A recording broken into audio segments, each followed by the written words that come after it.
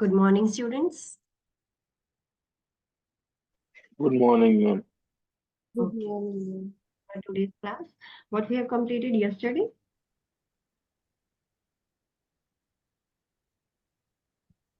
हमने कल क्या complete किया? DIC, Yes, then DIC, ectopic pregnancy, okay. hepatitis B, Yes, valvular hematoma, and then HIV/AIDS. HIV and AIDS. okay. So tell me, what do you mean by DIC? What is the full form of DIC? એમાં બંને થાય clotting બી થાય અને bleeding બી થઈ જાય. Okay, and full name of DIC is?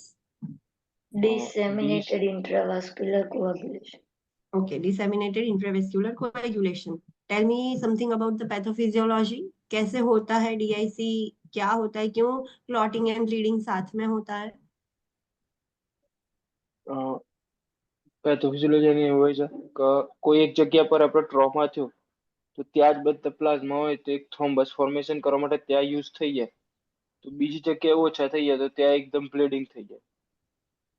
Okay, so किसी भी stimulus की वजह से whether it is a tissue destruction due to trauma, surgery, anything, or whether there is a endothelial injury, ये दोनों की वजह से क्या होता है? टिश्यू फैक्टर एक्टिवेट होता है. कुछ इंजरी हुई है बॉडी में, इसीलिए टिश्यू फैक्टर एक्टिवेट हुआ है. वो टिश्यू फैक्टर एक्टिवेट होने की वजह से there is a thrombin formation. Thrombin का काम क्या है? थ्रोम्बस बनाना. So thrombin generation, thrombin formation की वजह से थ्रोम्बस बनना स्टार्ट हो गया.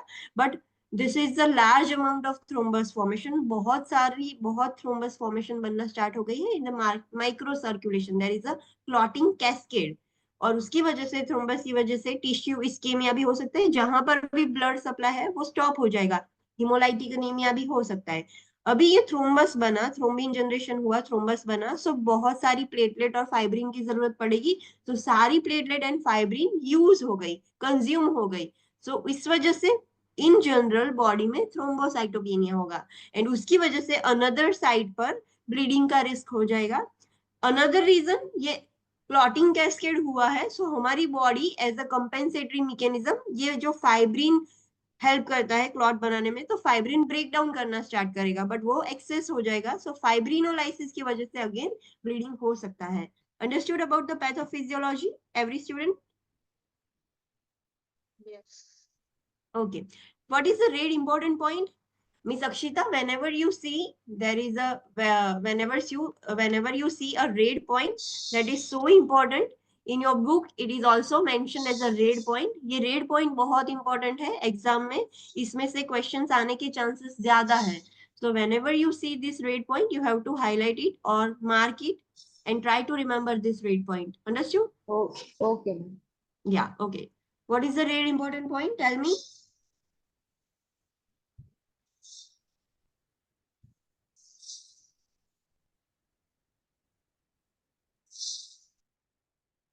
Online students, what is the red important point?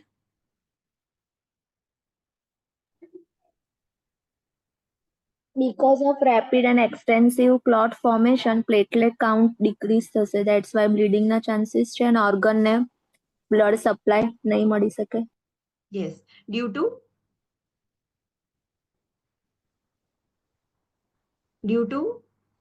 why there is a occlusion of blood supply to the organs due to Thromboembolus.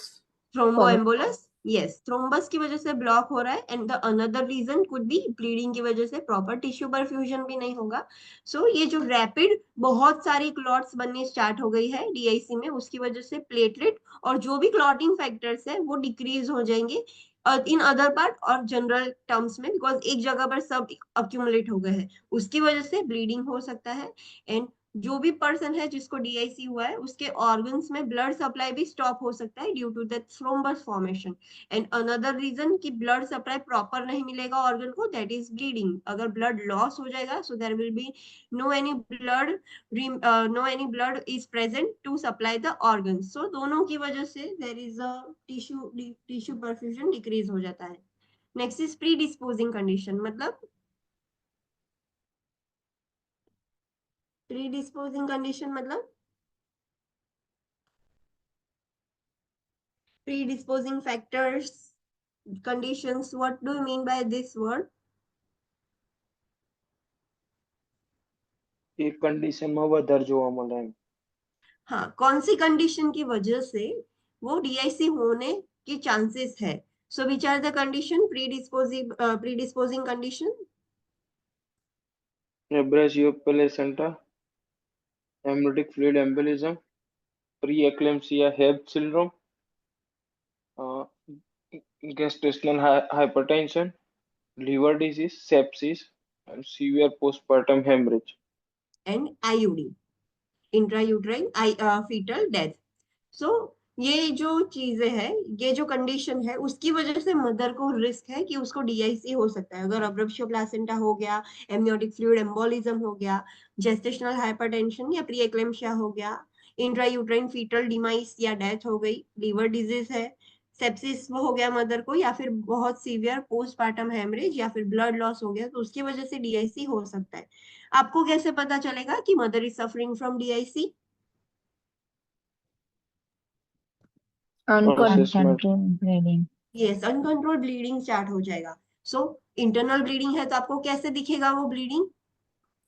पेटिकाई, purpura, bruise, yes, bruising, purpura, petechiae, and ecchymosis. These are the patches that you can see on the skin.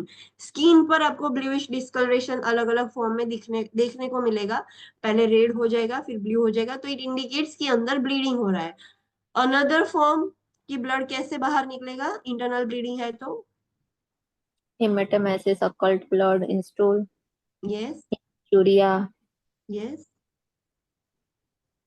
जो भी vaginal route, bleeding, yes, GI route में से haematemesis हो सकता है, मिलीना हो सकता है, फिर हिमेच्यूरिया हो सकता है, वजाइनल ब्लीडिंग हो सकता है, एपिस्टेक्सिस हो सकता है. सो जो भी वेज उनको मिलेंगे ब्लड को, वो वहां से निकलने का स्टार्ट कर देगा. सो यू कैन आइडेंटिफाई कि हाँ, mother is suffering from DIC.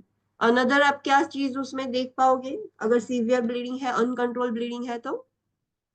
sign of shock, Sinus shock. Science of shock. कैसे पता चलेगा she is undergoing in a shock? due to vital vital signs से, of यस, वाइटल से पता चलेगा. दूसरा, आप लैब टेस्ट करोगे तो क्या चेंजेस देखने को मिलेंगे? platelet count decrease, hemoglobin, hematocrit level decrease, fibrinogen decrease, ये फिर और क्या चीज इंक्रीज होगी? ये तो डिक्रीज हो गया, फाइब्रिनोजन डिक्रीज हो गया, प्लेटलेट डिक्रीज हो गया, हिमेटोक्रिट लेवल भी डिक्रीज हो गया. हीमोग्लोबिन डिक्रीज होगा? bleeding loss થાય છે તો hemoglobin decrease થાય ને. हीमोग्लोबिन भी डिक्रीज होगा. यस, फिर और क्या चीज अब lab? PTT, PT hepatic PTT increase થાય છે. यस, एपीटीटी, पीटीआईएनआर, ये सब क्लॉटिंग टाइम इंडिकेट करते हैं. सो क्लॉटिंग टाइम इंक्रीज हो रहा है. Prothrombin time, partial thromboplastin time, clotting time and fibrin जो डिग्रेडेशन प्रोडक्ट्स है वो भी इंक्रीज हो जाए. बिकॉज फाइब्रिन का काम क्या है? ब्लड क्लॉट करना. बट वो डिग्रेड होना स्टार्ट हो गया है, फाइब्रिनोलाइसिस स्टार्ट हो गया है. सो फाइब्रिन डिग्रेडेशन प्रोडक्ट भी इंक्रीज हो जाएंगे. Next is intervention. आपको पता है कि मदर इज हैविंग डीआईसी, तो आप क्या करोगे?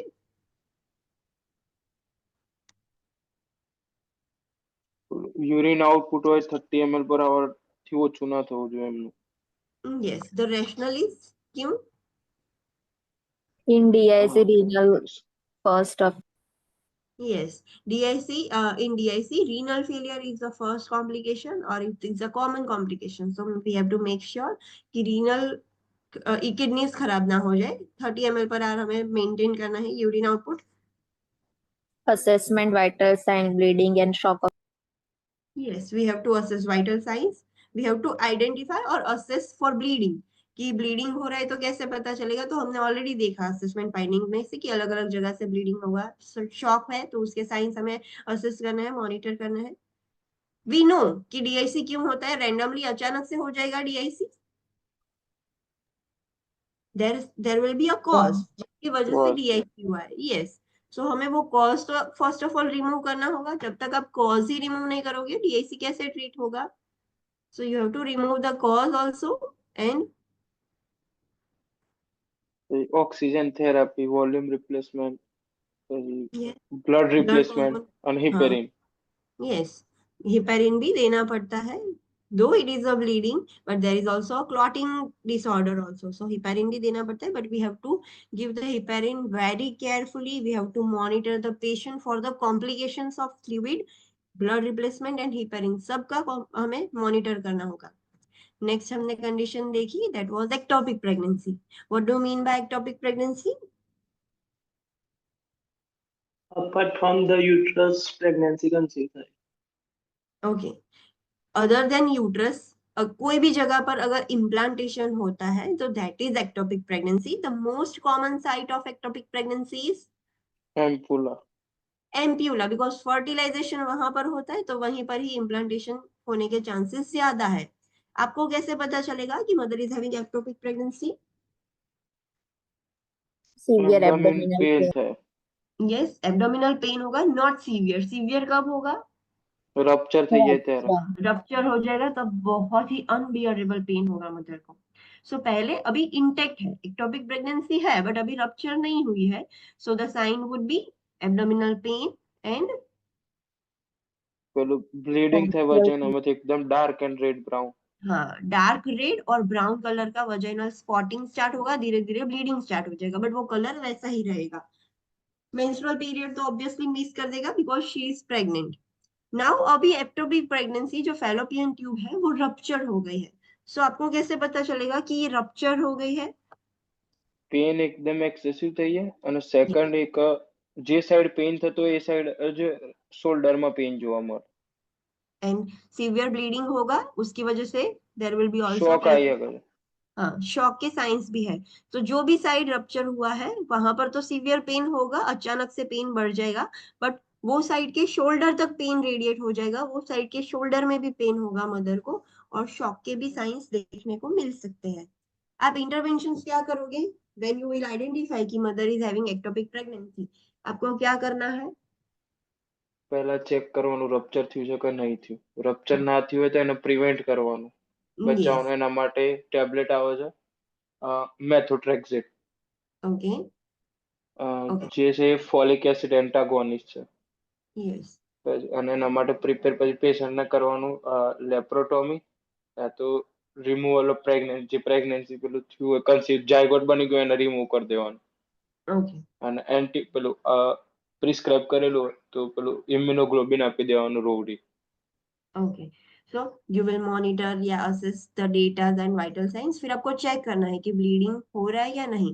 उस पर से आपको पता चलेगा कि वो रप्चर है या नहीं. सो अगर रप्चर नहीं हुआ है so we have to prevent कि रप्चर हो ही नहीं. एंड ब्लीडिंग हो रहा है, रप्चर हो गया है, so we have to prevent कि अभी शॉक में ना चला जाए patient. We have to stop the bleeding. अगर रप्चर नहीं हुआ है या फिर जो भी है तो हमें वो जो ग्रो हो रहा है एम्ब्रियो वो हमें स्टॉप करना है उसका ग्रोथ. तो हमें मेडिकेशन देनी है, दैट इज मीथोट्रेक्सेट. वो क्या है? फॉलिक एसिड एंटागोनिस्ट है, जो वो फीटस जो अंदर ग्रो हो रहा है जाइगोट के अंदर एम्ब्रियो, वो उसका ग्रोथ स्टॉप कर देगा. अगर बहुत छोटा होगा तो हमें सर्जरी करने की जरूरत है? No. No. No, it will vanish on its own. वो खुद से ही डिसॉल्व हो जाता है मदर के एंडोमेट्रियम में. So there is no need to do surgery. If the zygote या फिर जो भी ब्लास्टोसिस्ट है पता चल गया है अर्ली प्रेगनेंसी में और आपने ये मेडिसिन दे दी है तो there is no need to do surgery. But वो थोड़ा बड़ा है, खुद से वैनिश नहीं होगा. So you have to prepare the mother for a surgery, that is laparotomy. Laparotomy surgery के लिए उसको प्रिपेयर करना होगा. अगर ट्यूब डैमेज नहीं हुए हैं तो सिर्फ आप वो जो प्रेगनेंसी कंसेप्शन प्रोडक्ट है वो ही रिमूव करोगे. बट अगर ट्यूब माइनर डैमेज है तो you will repair. Yes repair करना पड़ेगा हमें वो मदर की ट्यूब. और अगर सीवियर डैमेज हो गई है ट्यूब तो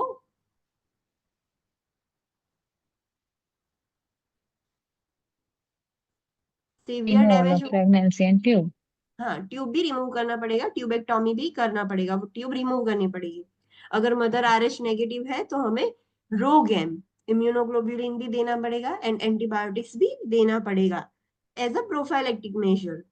नेक्स्ट हमने देखा था hepatitis B. What is hepatitis B? Liver inflammation થઈ જાય because of hepatitis B virus. Yes, inflammation of the liver due to hepatitis B virus. अगर प्रेगनेंसी में मदर को हेपेटाइटिस बी हो गया तो क्या हो सकता है? Premature delivery. Premature delivery हो सकती है। Then birth weight, LBW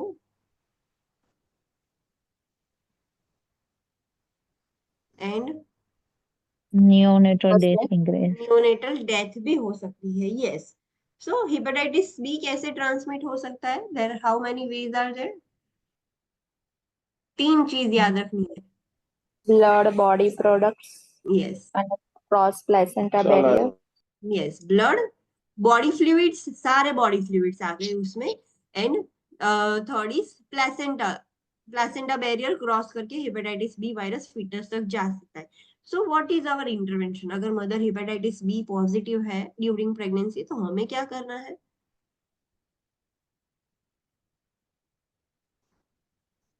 Minimize risk during intrapartum.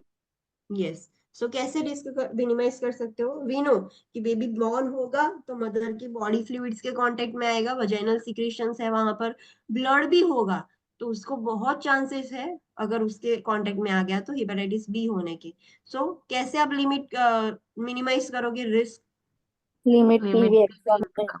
हाँ, Vaginal limit exam. PV examination. हम फ्रीक्वेंटली असेस करते हैं मदर को कि कितना डायलेटेशन हुआ है सर्विक्स का। सो वो लिमिट करना है, फ्रीक्वेंटली वजाइनल एग्जामिनेशन नहीं करने हैं। एंड अभी जब भी बेबी बॉर्न हो जाए तो क्या करोगे आप? पहला, Immediate clean करवानो bathing. Yes, immediately उसको क्लीन करना है, नॉट ओनली बाय वाइपिंग, उसको बाथ करवाना पड़ेगा, प्रॉपर क्लीन करवाना पड़ता है। नॉर्मली हम एवरी चाइल्ड, जो भी नॉर्मल हेल्दी चाइल्ड होते हैं उसको फर्स्ट हम बाथ नहीं करवाते due to risk of hypothermia. But ये जो पेशेंट है, ये जो बेबी है, उसको हेपेटाइटिस बी का रिस्क ज्यादा है, तो हमें उसको नहलाना पड़ेगा, नहला के प्रॉपर क्लीन एंड ड्राई करना होगा। देन आपको जो भी वैक्सीन देनी है, मेडिसिन देनी है, आई ड्रॉप्स डालने हैं, जो भी करना है, कुछ एग्जामिनेशन करना है, उसका ब्लड शुगर, ब्लड सैंपल लेना है, तो सब बाद में करना है। पहले बेबी को क्लीन करना है, बिकॉज बेबी के स्किन पर अभी भी मदर का फ्लूइड और ब्लड चिपका हुआ है, बट अभी उसकी स्किन इंटेक्ट है तो वायरस अंदर एंटर नहीं कर सकता। So first we have to clean the baby and then जो भी प्रोसीजर्स है वो करनी है। जब आपने क्लीन कर दिया तो फर्स्ट रिलेटेड टू इम्यूनाइजेशन और मेडिकेशंस क्या करोगे? पहला आप क्या दे दोगे? पहले आपको वो कंसिडर करना है कि बेबी को रिस्क था, बिकॉज प्लेसेंटा से क्रॉस हो गया होगा, तो वी डोंट नो अभी। So first you will what you will do? Vaccine. Vaccine तो दोगे, but Immunoglobulin. Immunoglobulin, yes, because अभी बेबी के पास इम्यूनिटी नहीं है to fight against hepatitis B virus. So उसको पहले इम्यूनोग्लोब्यूलिन दे दो, तो उसकी इम्यूनिटी से जो जितना भी शायद एक्सपोजर है तो वो फाइट करना स्टार्ट कर दे। And then immediately administer the vaccine. Mother can breast feed the newborn immediately after birth? Oh, after vaccination, she Breastfeed. can. Yes, she can breastfeed, but make sure कि पहले vaccination हो जाए baby का, तभी वो breast feed करवा सकती है। मदर कैन किस the baby? No, after vaccination. हाँ, वैक्सीनेशन हो जाए, आफ्टर दैट शी कैन किस हर baby, but before the vaccination she can not किस द बेबी, ब्रेस्ट फीड भी नहीं करवा सकती। वैक्सीनेशन 3 डोजेस में देने होते हैं, कब कब? at birth, at 1 month, and at 6 months. Yes, at birth, फिर 1 महीने बाद और 6 मंथ्स के बाद। What is the red important point?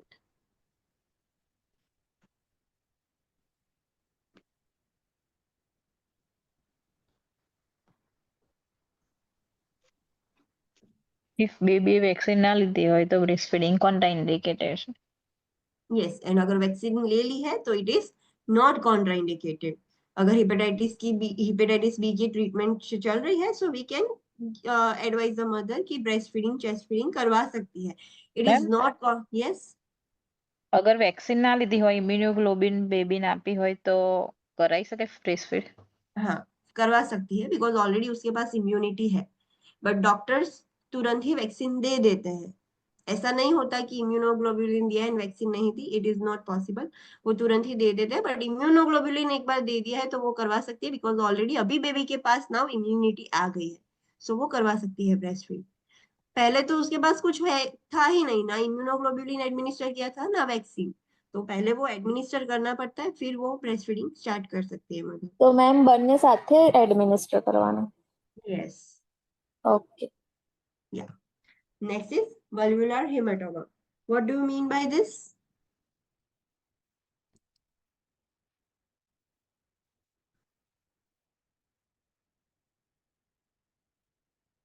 What do you mean by valvular hematoma?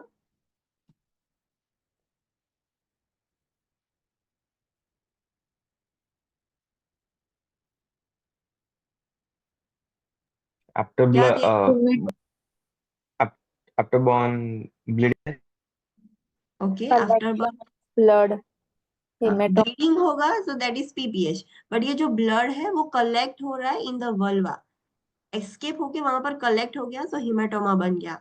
So during delivery शायद मदर को फोर्सेप डिलीवरी करवानी पड़ी, या फिर एपिजियोटॉमी के वक्त इंजरी हुई है, कुछ ब्लड वेसल्स में कट लग गया, सो वो सारा ब्लीडिंग स्टार्ट होगा, बट वो ब्लीडिंग बाहर नहीं निकल रहा है, वो कलेक्ट हो रहा है, so that is called as haematoma.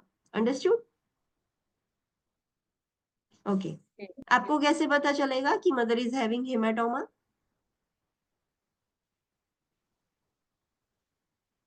Pain, severe pain, abnormal pain. Yes, in the perineal area. Perineal area में उसको पेन होगा। फिर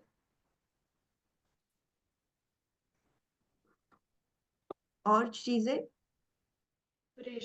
Inability to void. Yes, inability to void. Mother को प्रेशर प्रेशर जैसा फील होगा कि कुछ ज्यादा ऐसे प्रेशर हो रहा है अंदर, आप देख सकते हो। Hemoglobin, yes, haemoglobin haematocrit decrease हो जाएगा। And you can also visually examine. आप देखोगे मदर ने कंप्लेन की कि मुझे पेन हो रहा है, ये सब हो रहा है, तो आपने चेक किया, so you can see the discoloured skin. आपको पूरा ऐसे रेड या ब्लूइश, फ्रेश होगा तो डार्क रेड दिखेगा, धीरे धीरे वो ब्लू और डार्क कलर का होता जाएगा, so you can see the discoloured skin. And अब जब आप टच करोगे, पाल्पेट करोगे, तो आपको एक स्वेलिंग पोर्शन भी फील होगा, और दैट विल बी टेंडर। जैसे ही आप टच करोगे मदर को पेन होगा। सो पाल्पेबल सेंसिटिव स्वेलिंग, जैसे ही टच किया मदर को पेन होगा, सो it is tender and sensitive. You can see this things. फिर अगर सीवियर हो गया है ब्लीडिंग और बहुत बड़ा हेमाटोमा हो गया है तो હિમોગ્લોબિન હિમોક્રિકેટ લેવલ डाउन જતું રહે. हाँ, एंड વોઇડ નહીં કરી શોક, શકતી.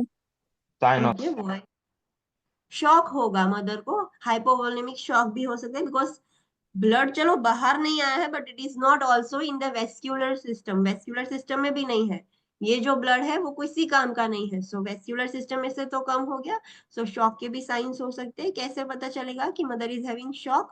The classical sign is tachycardia, tachycardia, hypotension tachy. pallor, and tachypnoea. Yes, this are the three classical signs. अगर ये साइन किसी पेशेंट को एग्जाम में भी आपको देखने को मिले कि vital signs of the patient are this, so immediately think कि patient has a risk of shock, इसको शॉक हुआ है, सो ये चीज पहले देखनी है। अनदर थिंग, पेशेंट पेल दिखेगा। Okay, so what interventions you will do? आपको पता चल गया कि हाँ पेशेंट को हिमेटोमा है या फिर हिमेटोमा हो सकता है। vital signs checker. Vital science monitor करोगे, देन अगर आपने डिलीवरी के પ્રિકોશનરી वक्त, એરિયા ચેક કરવાનું. हाँ, आपने डिलीवरी के वक्त फोर्स से डिलीवरी करवाई थी मदर की, so there might be chances कि उसको इंजरी हो सकती है, हुई है वो कंफर्म नहीं है, बट हो सकती है। सो फ्रीक्वेंटली आप क्या करोगे, मदर को पूछोगे कि पेन हो रहा है, पेन हो रहा है। अगर वो बोले कि हाँ अभी मुझे बहुत एब्डोमिनल बस सीवियर पेन हो रहा है, तो तुरंत आपको स्टार्टिंग में ही पता चल जाएगा कि हाँ हेमाटोमा बनना स्टार्ट हो गया है। अनदर थिंग, आप फ्रीक्वेंटली उसका वल्व्यूलर और पेरिनियल एरिया इंस्पेक्ट करोगे, बिकॉज अगर फोर्सेप डिलीवरी हुई है तो there might be chances injury के। अगर थोड़ा भी हेमाटोमा आपको तुरंत दिखता है, सो तभी आप स्टेप्स ले सकते हो कि मदर को कोई कॉम्प्लिकेशन ना हो जाए, सीवियर ब्लीडिंग या शॉक में ना चली जाए। So frequently you have to inspect the perineal area. Then another thing what you can do, ये तो हो गया, चलो हिमेटोमा भी बनने का रिस्क था इसलिए आपने फ्रीक्वेंटली चेक किया, बट हिमेटोमा हो गया है तो ice Apply application. ice and yes, analgesic. ice application, analgesic, then procedure You કરી શકીએ. intake output check.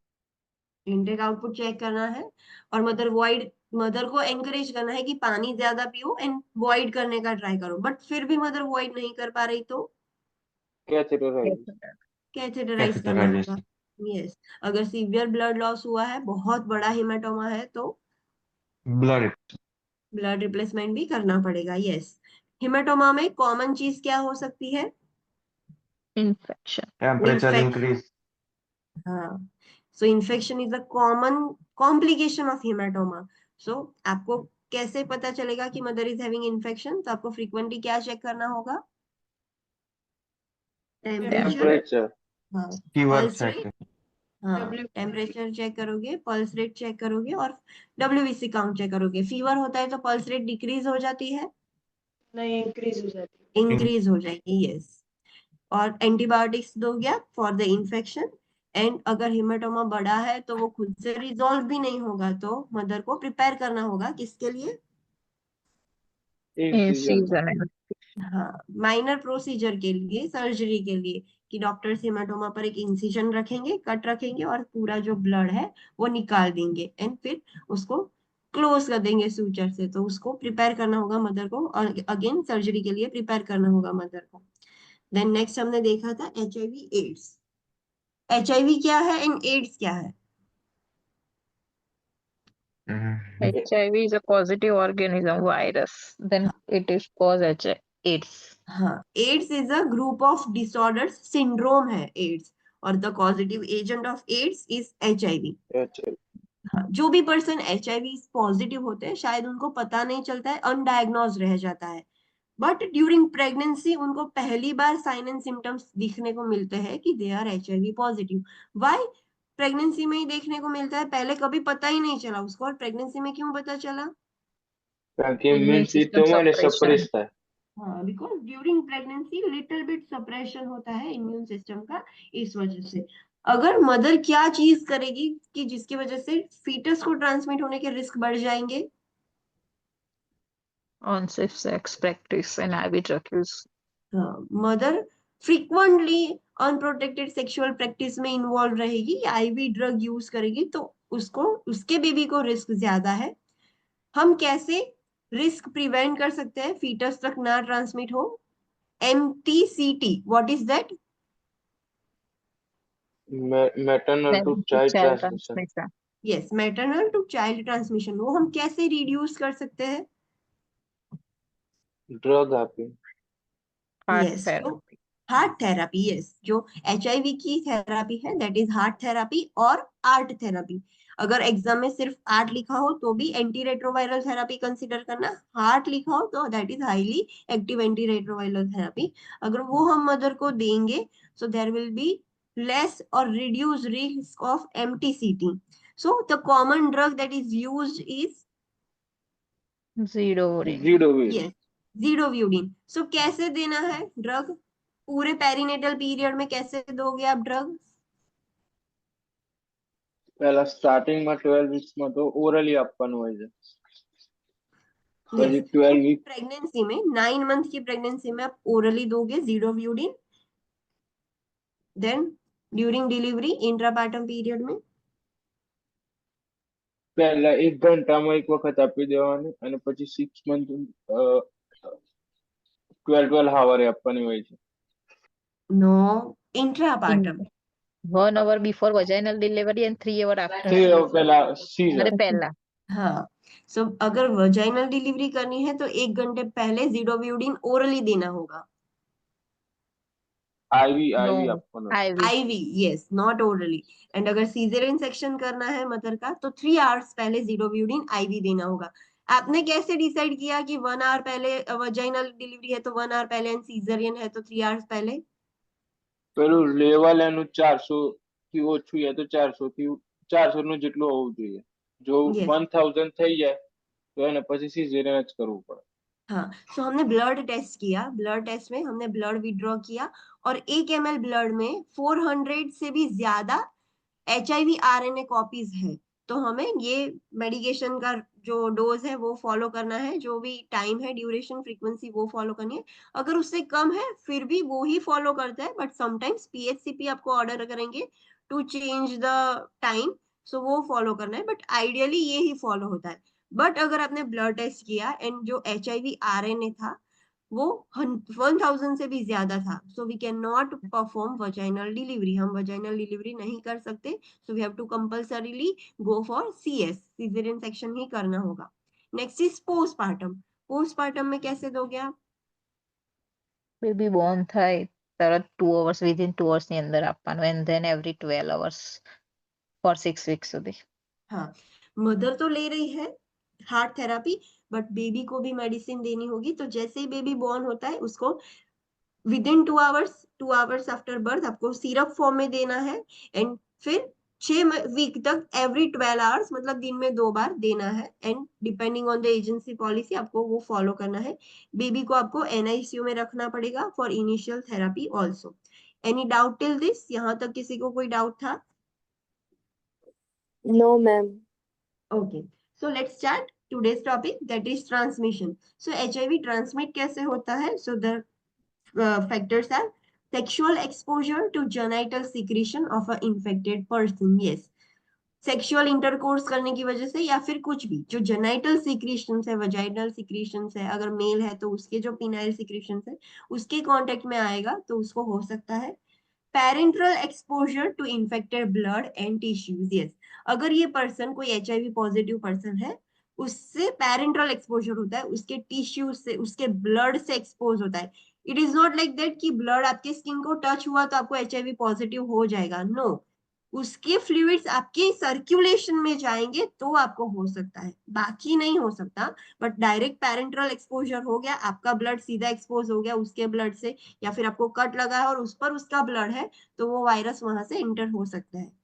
Perinatal exposure of an infant to infected birthing parents secretion through birth or breastfeeding or chest feeding. So another एक sexual intercourse था, so उसमें fluids आ गए। Second was blood, कि blood से transmit होता है, and third placenta cross करके भी वो जा सकता है बेबी तक, और अनदर थिंग ब्रेस्ट फीडिंग या चेस्ट फीडिंग से भी वो ट्रांसमिट हो सकता है बेबी में। So this are the 3 routes of transmission, blood, body fluids and placental crossing. ये तीनों याद रखनी है कि तीनों से ट्रांसमिट हो सकता है। Risk to the pregnant individual. Pregnant individual को रिस्क क्या है? अगर कोई पर्सन HIV पॉजिटिव है, फीमेल जो प्रेग्नेंट है, तो उसको क्या रिस्क होगा? So pregnant individual with HIV is managed as a high risk because of vulnerability to infection. Yes, हमें पता है कि HIV में इम्यूनिटी डाउन हो जाती है, ऑलरेडी प्रेगनेंसी में थोड़ा इम्यूनोसप्रेशन हुआ है, and she is also HIV positive, so she is so vulnerable to infection. So हमें जो भी प्रेग्नेंट इंडिविजुअल है उसको इन्फेक्शन का रिस्क ज्यादा है, तो हमें हाई रिस्क कंसिडर करके ही उसको ट्रीट करना है, मैनेज करना है। Next, diagnosis. How you will diagnose? Diagnostic test क्या करोगे कि जिससे आपको पता चलेगा कि mother is HIV positive? So the test used to determine the presence of antibodies to HIV include enzyme linked immunosorbent assay, that is ELISA test, Western blot and immunofluorescence assay, that is IFA। अब blood test कर सकते हो, ये तीनों blood test है, जिसमें क्या होता है कि हमारी बॉडी में या फिर मदर की बॉडी में कितनी एंटीबॉडीज है अगेंस्ट HIV। अगर एंटीबॉडीज ज्यादा है तो कब एंटीबॉडीज ज्यादा होगी कि अंदर ऑलरेडी बॉडी में HIV वायरस है, उसका एंटीजन है, तो उसको किल करने के लिए मदर की बॉडी ने बहुत सारी एंटीबॉडीज क्रिएट कर ली है। सो जितनी एंटीबॉडीज ज्यादा उतना इंडिकेट करता है कि वायरल लोड ज्यादा है। A single reactive ELISA test by itself cannot be used to diagnose HIV, and the test should be repeated with the same blood sample. Yes, ऐसा नहीं कि आपने एक बार ELISA टेस्ट किया और रिएक्टिव आया टेस्ट, रिएक्टिव मतलब पॉजिटिव आया, सो डायरेक्टली आप डायग्नोज नहीं कर दे सकते कि हाँ mother is HIV positive. No, you have to again repeat the test with the same blood sample. आपने ये पूरी एक वैक्यूट भर के, you have taken this much of sample, ये वैक्यूट भर के आपने पूरा सैंपल ले लिया है, उसमें से एक बार टेस्ट किया वो पॉजिटिव आया, सो फिर से वो ही सैंपल में से अगेन टेस्ट रन करना पड़ेगा, if the result is again reactive, आपने दूसरी बार किया, दूसरी बार भी पॉजिटिव आया, तो अभी भी आपका काम खत्म नहीं हुआ है, अभी भी you have to do more confirmation. So अगर फिर से सेम ब्लड सैंपल में से अगर फिर से भी पॉजिटिव आया है, then follow up test using western blot और आईएफए शुड बी डन। आपने पहले एलिजा से किया, नाउ उसमें 2 बार पॉजिटिव आया, तो आपको चेंज करनी होगी टेस्ट की मेथड। यू कैन यूज इधर वेस्टर्न ब्लॉट और आईएफए। अगर उसमें पॉजिटिव आता है, देन यू कैन कंफर्म कि हाँ, mother is now HIV positive. Understood? Yes, sir. हाँ, but a positive western blot और IFE is confirm, consider as a confirmatory for HIV। हाँ, हमने ये तो किया, पर इसमें से जो भी पॉजिटिव आया है तो हम लास्ट में कंफर्म करेंगे। But a positive ELISA that fails to be confirmed by Western blot or IFA should not be considered negative. The another reason, another condition या ऐसे हम सिचुएशन बोलते हैं कि ELISA टेस्ट किया, एक बार किया पॉजिटिव आया, दूसरी बार किया पॉजिटिव आया, फिर वेस्टर्न ब्लॉट या IFA जो भी यूज किया है, for example western blot use किया, तो वो नेगेटिव आया है, तो आप मदर को पॉजिटिव कंसीडर करोगे कि नेगेटिव कंसीडर करोगे?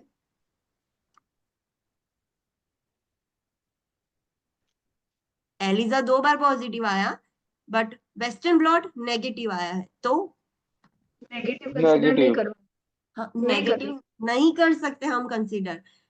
3 या 6 महीने बाद फिर रिपीट करना होगा। देयर माइट बी चांसेस कि इसमें कुछ फॉल्ट था या इसमें कुछ फॉल्ट था, सो हम उस पर रिलाय नहीं रह सकते। आफ्टर 3 या 6 मंथ्स, क्या 3 से 6 महीने के बीच में हमें फिर से टेस्ट करना होगा एंड फिर से पूरी सेम प्रोसीजर रिपीट करनी होगी। एलिजा करना होगा, पॉजिटिव आए तो रिपीट करना है, अगर फिर से पॉजिटिव आए तो फिर से ये रिपीट करना है। सो ये पूरी प्रोसीजर करनी है, एंड देन उसमें अगर पॉजिटिव आता है तो पॉजिटिव, नेगेटिव आता है तो नेगेटिव। अंडरस्टूड? Yes. हाँ, so this is how you have to diagnose. Directly एक ही टेस्ट में हम कोई भी पेशेंट को डायग्नोस नहीं कर सकते कि you are HIV positive. Confirmation के लिए हमें 3 बार टोटल टेस्ट करने पड़ते हैं। नेक्स्ट इज असेसमेंट, कि HIV पॉजिटिव है तो उसके असेसमेंट क्या होंगे। सो हमने ऑलरेडी इम्यून वाले चैप्टर में ये स्टडी किया था कि HIV पॉजिटिव पेशेंट के क्या साइन एंड सिम्टम्स होते हैं। असेसमेंट फाइंडिंग हमने कंप्लीट कर लिया था। Now interventions. Mother is HIV positive, तो हमें इंटरवेंशंस क्या करने हैं during pregnancy, during birth and after birth. So पूरे पेरीनेटल पीरियड में हमें कैसे इंटरवेंशंस लेने हैं। So let's study about the prenatal period, that is during pregnancy. So institute measures to prevent opportunistic infection. Yes, mother is highly vulnerable to infection. So हमें ऐसे measures लेने हैं कि mother को opportunistic infection ना हो जाए. Opportunistic infection मतलब એટલે એની immunity low છે એટલે ગમે ત્યારે ચાન્સ લાગવા है.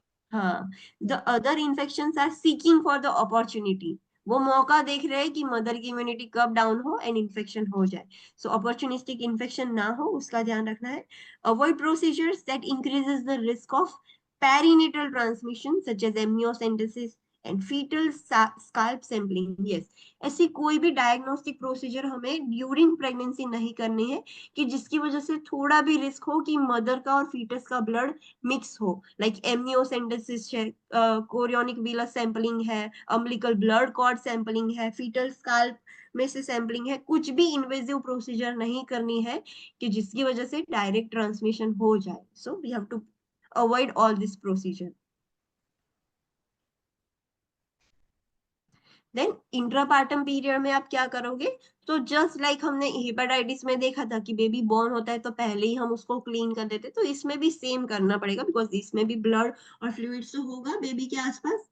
So if the fetus has not been exposed to HIV in utero, the highest risk exists during delivery through a birth canal. Yes, we know कि प्लासेंटा से वो वायरस क्रॉस करके बेबी तक जा सकता है, बट लकीली अभी भी बेबी यूट्रस में HIV से एक्सपोज नहीं हुआ था, luckily.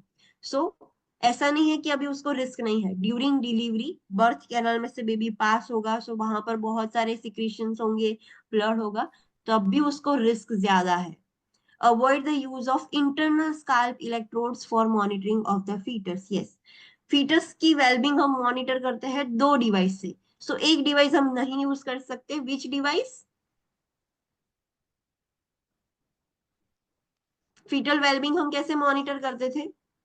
Continuous monitoring external monitoring use कर। हाँ, सो वो यूज कर सकते हैं। कौन सा नहीं यूज कर सकते? इंटरनल। हाँ, इंटरनल फीटल मॉनिटरिंग नहीं यूज कर सकते, बिकॉज आप इन्वेजिव अंदर इंटरनल ये आईएफएम आप वजाइना से इंसर्ट करते थे, एक इलेक्ट्रोड होता था जो बेबी के हेड पर लगाते थे हम, तो वो शायद चांसेस हो कि बेबी को एक्सपोजर हो जाए, तो आईएफएम यूज नहीं करना है for monitoring of foetus. Instead you can use only external fetal monitoring. Avoid episiotomy to decrease the amount of birthing parents blood in and around the birth canal. Yes, जितना हो सके उतना episiotomy नहीं देना है। अगर आप एपिजियोटॉमी दोगे so there will be chances of bleeding. So अंदर बर्थ कैनाल में और आजू बाजू ब्लड हो सकता है जहां से बेबी निकलेगा। सो अगर यूट्रस में नहीं हुआ है तो यहाँ पर ब्लड से कांटेक्ट में हो सकता है। सो avoid episiotomy. Avoid the administration of oxytocin because contraction induced by oxytocin can be strong, causing vaginal tear or necessitating an episiotomy. Yes, we have to make sure कि आप normally अगर हमारी body already oxytocin produce करती है for the delivery, but हम बाहर से oxytocin क्यों देते हैं? कि कॉन्ट्रेक्शंस बढ़े। तो ऐसे पेशेंट में बाहर से ऑक्सीटोसिन नहीं देना है, उसकी बॉडी जितना नेचुरली प्रोड्यूस कर रही है उससे ही डिलीवरी होने दो, बिकॉज ज्यादा ऑक्सीटोसिन दोगे आप सो वजाइनल यूट्रस बहुत कॉन्ट्रैक्ट हो जाएगा, बेबी को फोर्स करेगा। सो उसकी वजह से वजाइनल टीयर्स हो सकते हैं, वजाइना में इंजरी हो सकती है, छिल जाएगा, सो ब्लीडिंग हो सकता है। एंड वजाइनल टीयर आपको प्रिवेंट करने के लिए एपिजियोटॉमी देना पड़ेगा। सो ये सारी चीजें हो सकती है जिसकी वजह से बेबी को ब्लड के कांटेक्ट में आना पड़ेगा, रिस्क बढ़ जाएगा। So don't administer oxytocin to such patients. Place heavy absorbent pad under the client's hip to absorb the amniotic fluid and blood. Yes, mother को, ऐसी जो मदर है उसके पेरिनियल एरिया में नीचे एकदम हाईली एब्जॉर्बिंग जो पैड्स होते हैं वो रखना है, कि शायद ब्लड हो तो वो तुरंत एब्जॉर्ब हो जाए, वहां पर अक्यूमुलेट ना हो। एंड जो भी एमनियोटिक फ्लूइड लीक हो रहा है वाटर ब्रेक होने के बाद, सो वो सब एब्जॉर्बेंट पैड में एब्जॉर्ब हो जाए, बेबी को ज्यादा कॉन्टेक्ट ना हो मदर के फ्लूइड्स का। सो वो ध्यान रखना है। Minimise the neonates exposure to the birthing parents blood and body fluids. Promptly remove the neonate from birthing parents blood after delivery. Yes, जितना हो सके उतना ध्यान रखना है कि जो बेबी बॉर्न हो रहा है वो मदर के ब्लड या मदर के बॉडी फ्लूइड्स के कांटेक्ट में ना आए। एंड जैसे ही उसका बर्थ हो जाता है इमीडिएटली सारी चीजें ब्लड फ्लूइड सब रिमूव कर दो by bathing the baby. Baby को बाथ करवा के सब तुरंत रिमूव करना पड़ेगा। Suction the fluids from neonate promptly. जो भी फ्लूइड्स, नोज, माउथ, जहां पर भी फ्लूइड्स है तुरंत इमीडिएटली सक्शन करना है।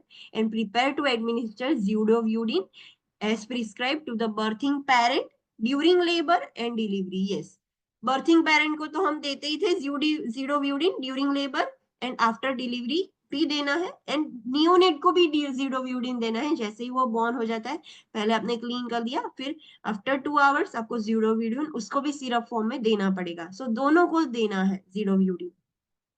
Next is postpartum. पोस्टपार्टम में आप कैसे इंटरवेंशंस लोगे? So monitor for the signs of infection. Yes, infection के साइंस मॉनिटर करने हैं। मदर को भी हो सकता है, बेबी को भी हो सकता है, तो दोनों को मॉनिटर करोगे। Place the birthing parent in a protective isolation of immunosuppressed if immunosuppressed. Yes, जो भी इम्यूनो कॉम्प्रोमाइज क्लाइंट होते हैं, एचआईवी वाले इम्यूनो कॉम्प्रोमाइज है, उनको दूसरे का इन्फेक्शन लगेगा। सो हमें ये जो पेरेंट, जो बर्थिंग पेरेंट है, जो मदर है, उसको आइसोलेट करना है, but as a protective isolation, कि उसको इन्फेक्शन ना हो जाए। दूसरों को तो अभी होगा नहीं बट वो रिस्क में ज्यादा है। breastfeeding and chest feeding is likely to be restricted. Follow the PHCP's recommendations regarding breastfeeding and chest feeding. Yes, breast feeding normally PHCP ऐसा बोलते हैं कि हो सके उतना मत करवाओ। अगर मदर एक्सटेंसिव हार्ट थेरापी ले रही है, एक्सक्लूसिव हार्ट थेरापी ले रही है, तो वो करवा सकती है। It is not Contra indicated, but फिर भी पीएचसीपी क्या करते हैं? रेकमेंड नहीं करते हैं। दे डू नॉट रेकमेंड कि हाँ आप ब्रेस्ट फीडिंग करवाओ। Generally it is likely restricted, जितना नहीं करवाओगे उतना सेफ होगा बेबी के लिए, बट फिर भी आपको पीएचसीपी के recommendations फॉलो करने होंगे। अगर पीएचसीपी बोलते हैं कि mother can give breast feeding, so we have to allow. PHCP बोलते हैं कि नहीं करवाना है तो नहीं करवा सकते, but generally it is not completely contraindicated अगर मदर एक्सक्लूसिव हार्ट थेरेपी उसने प्रेगनेंसी में ली थी, ड्यूरिंग डिलीवरी उसको मिली है, पोस्टमार्टम भी ले रही है, सो बहुत रिस्क कम है बेबी में ट्रांसमिट होने का, तो वो करवा सकती है। Instruct the birthing parent to monitor for the signs of infection and report any sign if they occur. आपको मदर को भी इंस्ट्रक्ट करना होगा कि आपको चेक करना है खुद की बॉडी में कि कुछ इन्फेक्शन जैसा लग रहा है कि नहीं। अगर आपको तुरंत डाउट लगता है कि कुछ इन्फेक्शन हुआ है तो तुरंत आपको रिपोर्ट करना होगा। The newborn can room with the birthing parent. However, depending on the agency procedures, the newborn may be placed in NICU for first 24 hours of life to complete the baseline lab studies and receive the initial treatment. Yes, ऐसा नहीं है कि newborn है वो अपनी मम्मा के पास नहीं सो सकता है, नहीं रह सकता है। We can place या we can room the newborn with her mother, but फिर भी एजेंसी के पॉलिसी अकॉर्डिंग जब भी न्यूबॉर्न बॉर्न होता है, ऐसी HIV पॉजिटिव मदर वाला न्यूबॉर्न, उसको फर्स्ट 24 आवर्स हम NICU में रखते हैं। क्यों? कि उसके ऊपर ब्लड स्टडीज करनी है, उसका ब्लड लेना है, उसकी बहुत सारी लैब स्टडीज करनी पड़ेगी बेबी पर टू चेक कि उसको कितना इन्फेक्शन है तो कितना है, नहीं है तो कितनी सेफ्टी है, और जो भी इनिशियल ट्रीटमेंट है, मेडिसिन देनी है, उसके लिए उसको फर्स्ट 24 आवर्स तो NICU में रखना पड़ता है। Then you can room in the newborn with her mother. Understood? Yes? Yes, ma'am. Okay. Next is the newborn and HIV. अभी ये तो हमने पूरी ट्रीटमेंट देखी कि कैसे करना है pre, inter and post. Newborn को स्पेसिफिक क्या ट्रीटमेंट देनी है, so that we will study in chapter 8। ये सब पूरा ओबीजी खत्म हो जाएगा तो लास्ट में एक चैप्टर है कि केयर ऑफ अ न्यूबॉर्न, तो उसमें हम स्टडी करेंगे कि अगर HIV पॉजिटिव वाला न्यूबॉर्न होता है तो उसकी स्पेसिफिक क्या केयर करनी है। सो डिटेल में हम चैप्टर 8 में स्टडी करेंगे। Next condition, that is hydatidiform mole. What do we mean by this hydatidiform mole? Fertilise ઓવમ હોય ને એ જે બ્લાસ્ટોસિસ બને ને ત્યારે એની આઉટર લાઇનમાં જે ટોફોપ્લાસ હોય ને એ આમ એબનોર્મલ ફોર્મ થાય. Okay. Yes, absolutely correct. इसको मोलर प्रेगनेंसी भी बोलते हैं। जब वी नो कि ये ब्लास्टोसिस्ट फॉर्म हुआ है, सो जो आउटर लेयर है दैट इज ट्रोफोब्लास्ट, ये जो आउटर लेयर है वो ट्रोफोब्लास्ट है। उसमें से क्या बनता है, सो कोरियन एंड एमनियन उसमें से बनता है। सो ये जो ट्रोफोब्लास्ट लेयर है वो एबनॉर्मल ग्रो होना स्टार्ट हो गया है। नॉर्मल सेल डिवीजन नहीं हो रहा है, एबनॉर्मल सेल डिवीजन हो रहा है। सो उसमें से प्लासेंटा बनने की जगह वो पूरा ऐसे ग्रेप्स लाइक क्लस्टर जैसा ऐसा स्ट्रक्चर हो गया है। सो दैट इज हाइडेटिडिफॉर्म मोल, और उसको मोलर प्रेगनेंसी भी बोलते हैं। This is completely abnormal, the mother can not keep this in her womb. So hydatidiform mole is a form of gestational trophoblastic disease that occurs when the trophoblasts, which are the peripheral cells, मतलब outside cells that attach the fertilized ovum to the uterine wall, develops abnormally. Hydatidiform mole एक gestational trophoblastic disease है because ये trophoblast की abnormality है।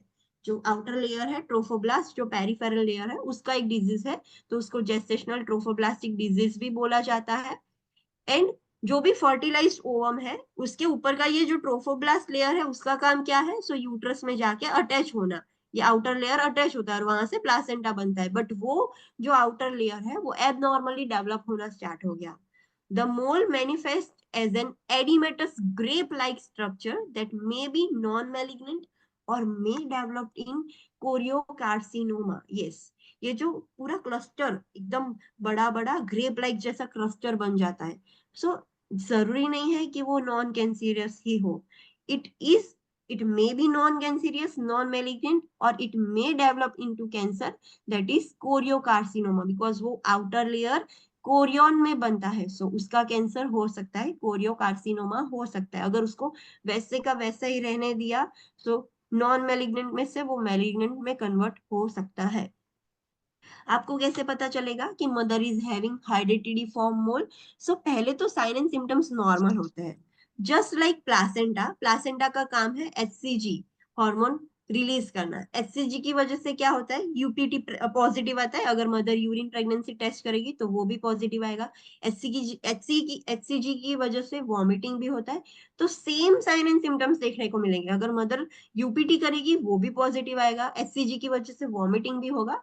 But the difference is normal pregnancy में normal placenta उतना excessive HCG secrete नहीं करता है जितना इसमें होता है। So fetal heart rate is not detected. Yes, यहाँ पर फीटस तो है ही नहीं, एक ग्रेप लाइक स्ट्रक्चर है। दो मदर इज प्रेग्नेंट, उसने यूपीटी किया था, वो पॉजिटिव आया था, but fetal heart rate detect ही नहीं हुई बिकॉज फीटस तो है ही नहीं। Hyper emesis is a common finding. Yes, यहाँ पर हाइपर एमेसिस ज्यादा होगा बिकॉज प्लासेंटा जो इतना एचसीजी सीक्रेट करता है उससे ज्यादा एचसीजी सीक्रेट होगा इसमें, और उसकी वजह से ज्यादा वॉमिटिंग होगा। vaginal bleeding which may occur by the 4th week or not until the 2nd trimester, may be bright red or dark brown in color and may be slight, profuse or intermittent. Yes, vaginal bleeding होगा mother को। कब होगा? सो 4th week के बाद होना start हो जाएगा, until शायद सेकेंड ट्राइमेस्टर तक भी ना हो, 4th वीक के बाद भी हो सकता है, सेकेंड ट्राइमेस्टर तक भी ना हो। So it depends. ब्लड कैसा होगा? तो ब्राइट रेड भी हो सकता है, डार्क ब्राउन भी हो सकता है, इट डिपेंड्स कि कौन सा कलर है। श्योर नहीं है कि ब्राइट रेड ही होगा कि डार्क ब्राउन होगा। स्लाइड ब्लीडिंग भी हो सकता है, बहुत ज्यादा ब्लीडिंग भी हो सकता है, प्रोफ्यूज भी हो सकता है, या फिर इंटरमीडिएट होगा, थोड़ा ब्लीडिंग होगा बंद हो जाएगा, ब्लीडिंग होगा बंद हो जाएगा, कुछ भी हो सकता है, बस वजाइनल ब्लीडिंग होता है। Science of pre eclampsia. Yes, pre eclampsia भी देखने को मिलेगा बिकॉज ये पूरा एब नॉर्मल है, तो सारे हॉर्मोन्स एक्सेसिव सीक्रेट होंगे। So progressive blood pressure elevation before 20 week of gestation. Yes, pre eclampsia कब होता है? After 20 week of gestation. But इसमें क्या हुआ, 20 वीक से पहले ही ब्लड प्रेशर एलिवेट हो गया। So signs of pre eclampsia before 20 week of gestation. Note that pre-eclampsia usually occurs after 20 weeks of pregnancy, typically in 3rd trimester. अगर किसी mother को रिस्क है प्री एक्लेम्शिया का तो वो 20 वीक्स के बाद होगा, उससे पहले नहीं होता है। बट इसमें तो 20 वीक्स से पहले ही उसका ब्लड प्रेशर एलिवेट हो गया है। सो प्री एक्लेम्शिया के साइंस आपको जल्दी देखने को मिलेंगे अगर कोई मदर को हेरिडिटी मोल है तो। Another assessment finding is fundal height greater than expected for gestational date. Yes, normal जो फीटस ग्रोथ होता है तो उसमें क्या होता है कि जितनी जेस्टेशनल एज होती है उतने अप्रोक्सीमेट फंडल हाइट होती है। हेरिडिटरी फॉर्म मोल एक क्लस्टर लाइक स्ट्रक्चर है, तो जो फंडल हाइट है वो ग्रेटर होगी, जेस्टेशनल एज से फंडल हाइट ज्यादा होगी। Elevated HCG levels that is more than 1 lakh milli international unit. Yes, HCG तो प्लासेंटा भी सीक्रेट करता है, उसमें भी एलिवेट होगा, बट इसमें एक्सेसिव एलिवेट होगा। सो HCG hormone is excessively elevated. Characteristic snowstorm pattern shown on ultrasound. Yes, अभी ऐसी कोई मदर है जिसको हेरिडिटी फॉर्म मोल है और आप उसकी यूएसजी करोगे तो स्नोस्टॉर्म पैटर्न दिखने को मिलेगी। सो यूएसजी में ऐसे ऐसे क्लस्टर्स देखने को मिलेंगे, जैसे स्नो का तूफान आया हो तो कितना सारा स्नो दिखता है। So just like that snow storm pattern देखने को मिलती है। You can search on Google की snow storm pattern on USG, तो आपको देखने को मिलेगा यूएसजी का फोटो कि कैसा दिखता है। Understood about the assessment finding? Yes, ma'am. Now interventions क्या करने हैं कि अगर मदर को हेरिडिटरी फॉर्म मोल है तो क्या इंटरवेंशंस करोगे? एक तो चीज पता है, can we keep this in the uterus? No. No, we can not keep this at any cost, हमें इवैक्यूएट तो करना ही है। So we have to remember this, prepare the client for uterine evacuation, हमें कैसे भी करके उसको निकालना है, we can not keep that as it is in the uterus. So prepare the client for uterine evacuation. Before evacuation diagnostic test are done to detect the metastatic disease. Yes, हमें वो निकालना तो है, पर निकालने से पहले, सर्जरी करने से पहले हमें कुछ डायग्नोस्टिक टेस्ट करने पड़ेंगे टू चेक कि वेदर इट इज मैलिग्नेंट और नॉन मैलिग्नेंट। नॉन मैलिग्नेंट है तो कोई प्रॉब्लम नहीं है, बट अगर वो मैलिग्नेंट हो गया तो मेटास्टेसिस हो सकता है, दूसरी जगह पर भी स्प्रेड हो सकता है वो कैंसर। तो we have to diagnose that first कि वेदर इट इज मैलिग्नेंट और नॉन मैलिग्नेंट, उसके बाद सर्जरी की जाती है। Evacuation of mole is done by vacuum aspiration. जो मोल है उसको डी एंड ई करके निकाला जाता है। सो डायलेटेशन एंड इवैक्यूएशन, पूरा वैक्यूम से पूरा खींच कर निकाल लेते हैं। बट उसके लिए आपको ऑक्सीटोसिन एडमिनिस्टर करना पड़ेगा after evacuation to contract the uterus. Yes, आपने इवैक्यूएट कर लिया, सर्विक्स को डायलेट कर लिया, मीजोप्रोस्टोल देके सर्विक्स डायलेट कर दिया, फिर आपने अंदर डाल के पूरा जो ग्रेप लाइक स्ट्रक्चर है वो इवैक्यूएट कर दिया। फिर अभी यूट्रस को भी नॉर्मल साइज में आना है, तो उसके लिए आपको ऑक्सीटोसिन देना पड़ेगा कि यूट्रस नॉर्मल कॉन्ट्रैक्ट हो जाए after evacuation. Just like in postpartum period, delivery होने के बाद बॉडी नेचुरली ऑक्सीटोसिन सीक्रेट करती है कि यूट्रस प्री प्रेग्नेंट स्टेट में आ जाए। सो वैसे ही आपको भी ऑक्सीटोसिन देना पड़ेगा। Monitor for post procedure haemorrhage and infection. Yes, आपने ये प्रोसीजर की है, उसके बाद हेमरेज ना हो उसके लिए आपको मॉनिटर करना पड़ेगा, इन्फेक्शन ना हो उसके लिए भी आपको मदर को मॉनिटर करना पड़ेगा। Tissue is sent to laboratory for evaluation. जो भी आपने टिश्यू इवैक्यूएट करके निकाले हैं वो टिश्यू लैब में भेजने हैं। They will evaluate. The follow-up is important to detect the changes suggestive to malignancy. Yes, उसको वो सारे टिश्यू हमने पहले भी डायग्नोस्टिक टेस्ट किया था, फिर भी वो निकलता है, तब भी उसको लैब में भेजते हैं फॉर बायोप्सी। वो चेक करेंगे कि अभी भी वो मैलिग्नेंट है या नहीं। अगर है तो मतलब फॉलो अप करना पड़ेगा उसका। HCG levels are monitored every 1 to 2 weeks until normal pre-pregnancy level are attained. Liver salt check every 1 to 2 months for 1 year. Yes, हमने वो आइडेंटिटी फॉर्म मोल निकाल लिया है, फिर भी देयर माइट बी पॉसिबिलिटी कि अभी भी मदर के अंदर HCG सीक्रेट हो रहा होगा, because it is something very abnormal. So हमें एवरी 1 to 2 वीक हमें उसको मॉनिटर करना है, जब तक कि वो नॉर्मल प्री प्रेगनेंसी लेवल तक नहीं आ जाता कि प्रेग्नेंट होने से पहले कितना था वहां तक नहीं पहुंच जाता, तब तक आपको एवरी 1 to 2 वीक मॉनिटर करने हैं। एंड ये एवरी 1 to 2 वीक स्टार्टिंग में मॉनिटर किया, फिर 1 साल तक सब कुछ खत्म हो गया, अभी प्री प्रेगनेंसी लेवल तक भी आ गए हैं, फिर भी 1 ईयर तक उसका फॉलोअप लेना पड़ेगा। एवरी 1 या 2 मंथ उसको फिर से फीमेल को बुलाना होगा, 1 साल तक आपको रेगुलरली चेक करना होगा कि फिर से ये प्रॉब्लम ना हो जाए। Instruct the client and the partner about birth control measures so that pregnancy can be prevented during the 1 year follow up period. Yes, अभी 1 साल तक वो फीमेल को हाईली फॉलो अप में रखना है, उसको ध्यान रखना है कि उसको कैंसर ना हो जाए उसमें से। सो फीमेल को, दोनों कपल को आपको एडवाइस करनी होगी कि any how you have to prevent the pregnancy. आप कोई भी birth control measures, effective birth control measure use करो, बट 1 साल तक मेक श्योर कि आप प्रेग्नेंट ना हो जाओ। 1 साल तक प्रॉपर सब कुछ चेक कर लिया and now there is no risk of developing the cancer, फिर दैट इज फाइन। बट 1 साल तक उसका कंप्लीट स्ट्रिक्ट फॉलो अप करना पड़ता है if the female is condition. Excessive vomiting. in first trimester. Yes, excessive vomiting during pregnancy, that is hyperemesis gravidarum. Nausea, vomiting, that is common. That is a common discomfort that happens during pregnancy, but वो अगर excessive हो जाए, so this condition is called as hyperemesis gravidarum.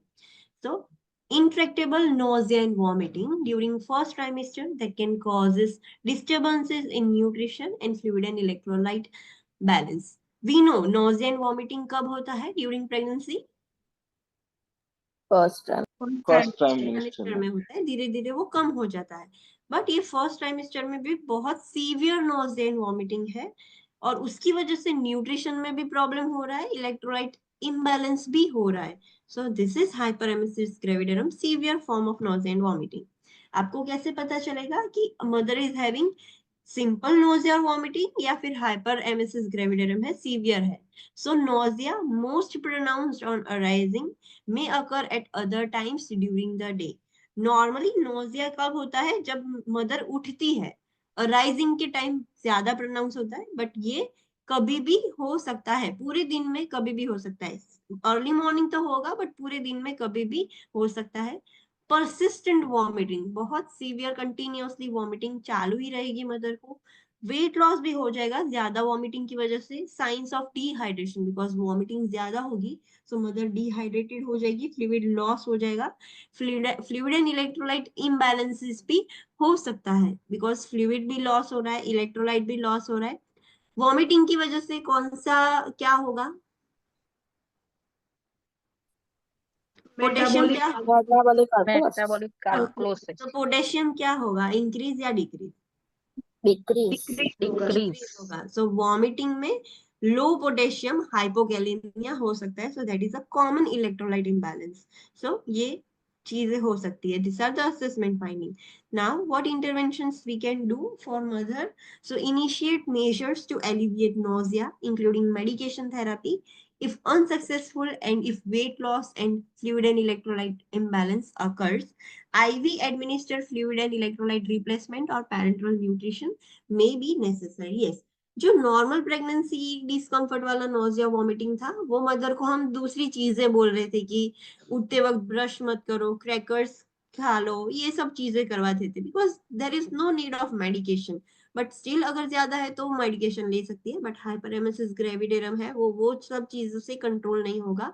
हमें ऐसे measures लेने होंगे कि जिससे नोजिया कंप्लीटली कम हो जाए, लाइक मेडिकेशन थेरेपी। वो पीएचसीपी बोलेंगे, मदर खुद से नहीं ले सकती।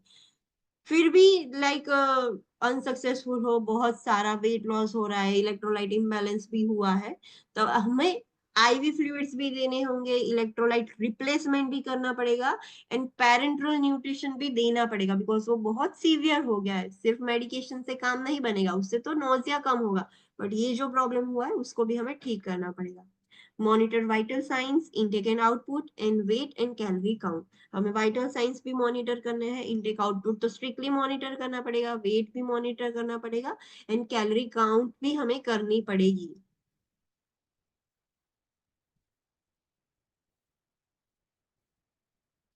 Monitor laboratory data and the signs of dehydration and electrolyte imbalance. हमें लैब टेस्ट करने पड़ेंगे कि डिहाइड्रेशन है तो क्या है, इन इलेक्ट्रोलाइट इम्बैलेंस है तो इलेक्ट्रोलाइट्स का स्टडी करना पड़ेगा। सो इन शॉर्ट लेबोरेटरी स्टडीज करनी पड़ेगी। Monitor urine for ketones. Yes, हमें पता है कि जब फीमेल स्टार्वेशन पर होती है ड्यू टू वॉमिटिंग या फिर खुद से फास्ट कर रही है, सो फेट ब्रेकडाउन स्टार्ट हो जाता है और कीटोन्स रिलीज होना स्टार्ट होता है, तो हमें वो भी मॉनिटर करना पड़ेगा कि whether ketones are present in urine और नॉट। Monitor fetal heart rate, activity and growth.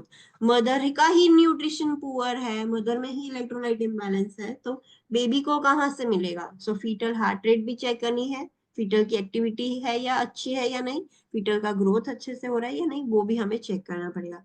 encourage intake of small proportion of food, low fat, easily digestible carbohydrates such as cereals, rice and pasta। हमें mother को बोलना है कि थोड़ा थोड़ा small proportion food लो, और वो भी कैसा, लो फैट वाला होना चाहिए, इजीली डाइजेस्ट हो जाए, ऐसे सिंपल कार्बोहाइड्रेट्स लेने हैं like cereals, rice and pasta. encourage intake of liquid between the meals, not at the meals। मतलब બે મીલના વચ્ચે લેવું એ हाँ, 2 मील्स के बीच में, लंच ब्रेकफास्ट, लंच ब्रेकफास्ट या फिर लंच डिनर, ऐसे बीच में ले सकती है, but during at that meal नहीं लेना है। So encourage the mother to intake the liquids between the meals to avoid distending the stomach and triggering the vomiting। खाते खाते अगर वो पानी ज्यादा पिएगी तो वो स्टमक डिस्टेंड हो जाएगा एंड वॉमिटिंग हो सकती है। सो हमें बोलना है कि एट द मील्स मत लो, in the between the meals ले सकते हो। encourage the client to sit upright after meals। yes, we can encourage the female कि खाने के बाद एटलीस्ट 30 मिनट्स तो अपराइट पोजिशन में ही रहना है कि वॉमिटिंग ना हो। Understood? Yes Yes, Okay. Next condition is hypertensive disorders of pregnancy. There is not only preeclampsia and eclampsia, there are other disorders also. So let's study about all hypertensive disorders of pregnancy. So there are mainly 4 types. 4 major categories include, कौन से 4 hypertensive disorders है pregnancy के? So preeclampsia, chronic pre-existing hypertension, chronic hypertension with superimposed preeclampsia and gestational hypertension. These are the 4 types of hypertension. What is the difference? इसमें difference क्या है? So basic मैं आपको कुछ difference बता देती हूँ। Normally preeclampsia कैसे अलग पड़ता है? preeclampsia कब होता है? After 20 week of gestation. हाँ, after 20 weeks of gestation preeclampsia होगा। वो मदर प्रेगनेंसी से पहले उसको हाइपरटेंशन होगा No. नो। No. हाँ, प्रेग्नेंस नहीं थी तब उसका ब्लड प्रेशर कंप्लीटली नॉर्मल था, बट वो प्रेग्नेंट हुई, so due to hormonal imbalance उसको प्रेगनेंसी में हाइपरटेंशन हो गया, and that is also after 20 week of gestation. So ऐसे हाइपरटेंशन को हम प्री एक्लेम्पिया बोलेंगे। Next is chronic pre existing hypertension, मतलब एक तो वो पहले बिफोर 20 वीक होगा, एंड इट इज क्रोनिक और प्री एग्जिस्टिंग हाइपरटेंशन, मतलब हिस्ट्री में પહેલા हसे હશે हाइपरटेंशन।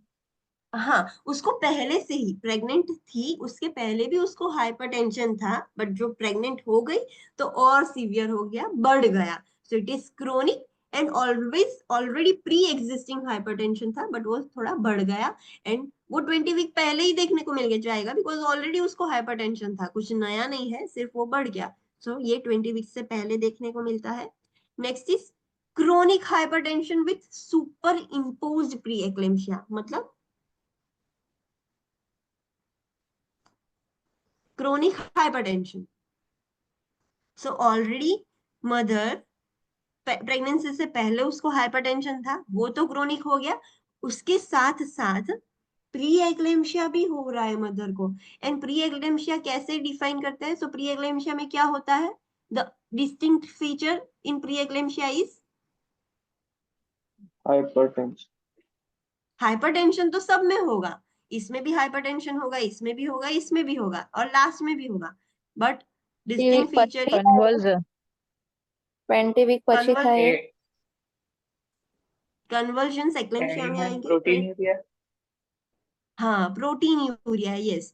सो एक तो क्रोनिक हाइपरटेंशन है, पहले से ही उसको प्रेगनेंसी से पहले उसको ऑलरेडी ब्लड प्रेशर हाई रहता था, प्रेग्नेंट होने की वजह से ऑलरेडी बिफोर 20 वीक्स उसका ब्लड प्रेशर हाई हो गया, जैसे ही 20 वीक्स खत्म हुए प्री एक्लेम्पिया भी अंदर ऐड हो गया, मतलब प्रोटीन यूरिया भी चालू हो गया, एंड ब्लड प्रेशर और सीवियर हो गया, मतलब chronic hypertension with superimposed pre eclampsia. And next is gestational hypertension.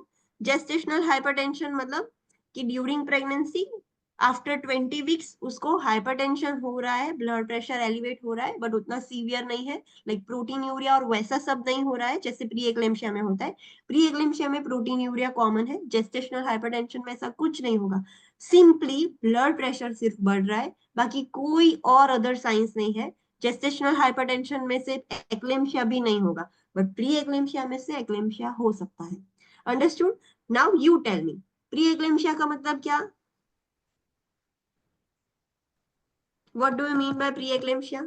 After 20 चलो, week of hypertension. yes, after 20 week हो रहा है, एंड प्री प्रेग्नेंट उसको नहीं था, and another thing is proteinuria. Okay, what is chronic pre existing hypertension? History chronic has pre, hypertension. हाँ, उसको already pre pregnancy में हाइपरटेंशन था, एंड आफ्टर 20 वीक होगा ये? नो। बिफोर 20 वीक बिफोर हो 20। जाता है। Yes, there is no need कि उसको प्रोटीन यूरिया हो, बिकॉज हम यहाँ पर प्री एक्लेम्पिया की बात नहीं कर रहे, so proteinuria will be not present. यहाँ 3 कॉलम कर दे, you can make a note like this, pre pregnancy state, यहाँ पर जेस्टेशनल एज लिख दो, एंड यहाँ पर प्रोटीन यूरिया लिख दो, तो यहाँ पर प्रोटीन यूरिया होगा, यहाँ पर नहीं होगा। Third is chronic hypertension with superimposed pre eclampsia, तो उसमें प्री प्रेगनेंसी उसको हाइपरटेंशन होगा। हाँ, यस, जेस्टेशनल वीक क्या होगी, कब हो सकता है? before 20. Before 20 week, yes, because chronic है, एंड प्रोटीन यूरिया होगा। यस। यस, प्रोटीन यूरिया भी होगा।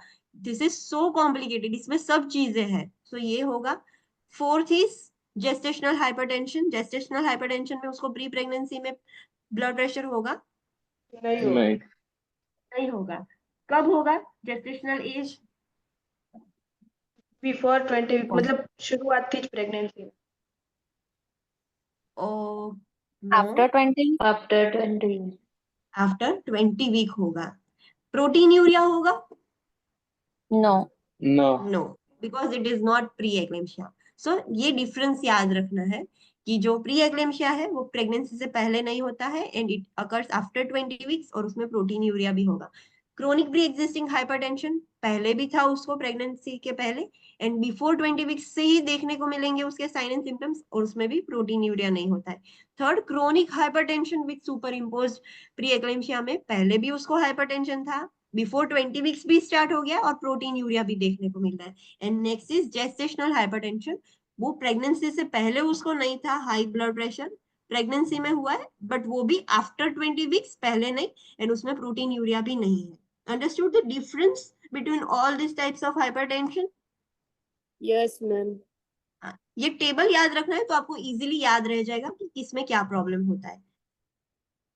ओके, क्यों क्यों ये इंपॉर्टेंट है? बिकॉज आपको एग्जाम में शायद ऐसा लिख दिया हो कि a female is suffering from gestational hypertension या chronic hypertension with superimposed preeclampsia, तो उतना आपको क्लियर हो कि हाँ उसको 20 वीक से पहले हो गया है, पहले भी था उसको, प्रोटीन यूरिया भी है, तो ये आपको एक सिनारियो पता चल जाए कि ये सब हो सकता है ये मदर में। Okay, so this is ma'am आ ऑल 4 डिफरेंस खाली एक बार समरी करशो, खाली डिफरेंस खाली एक बार। ओके, हाँ, सो फर्स्ट टाइप है प्री एक्लेम्शिया, 3 कॉलम है, pre pregnancy state, gestational age and protein urea.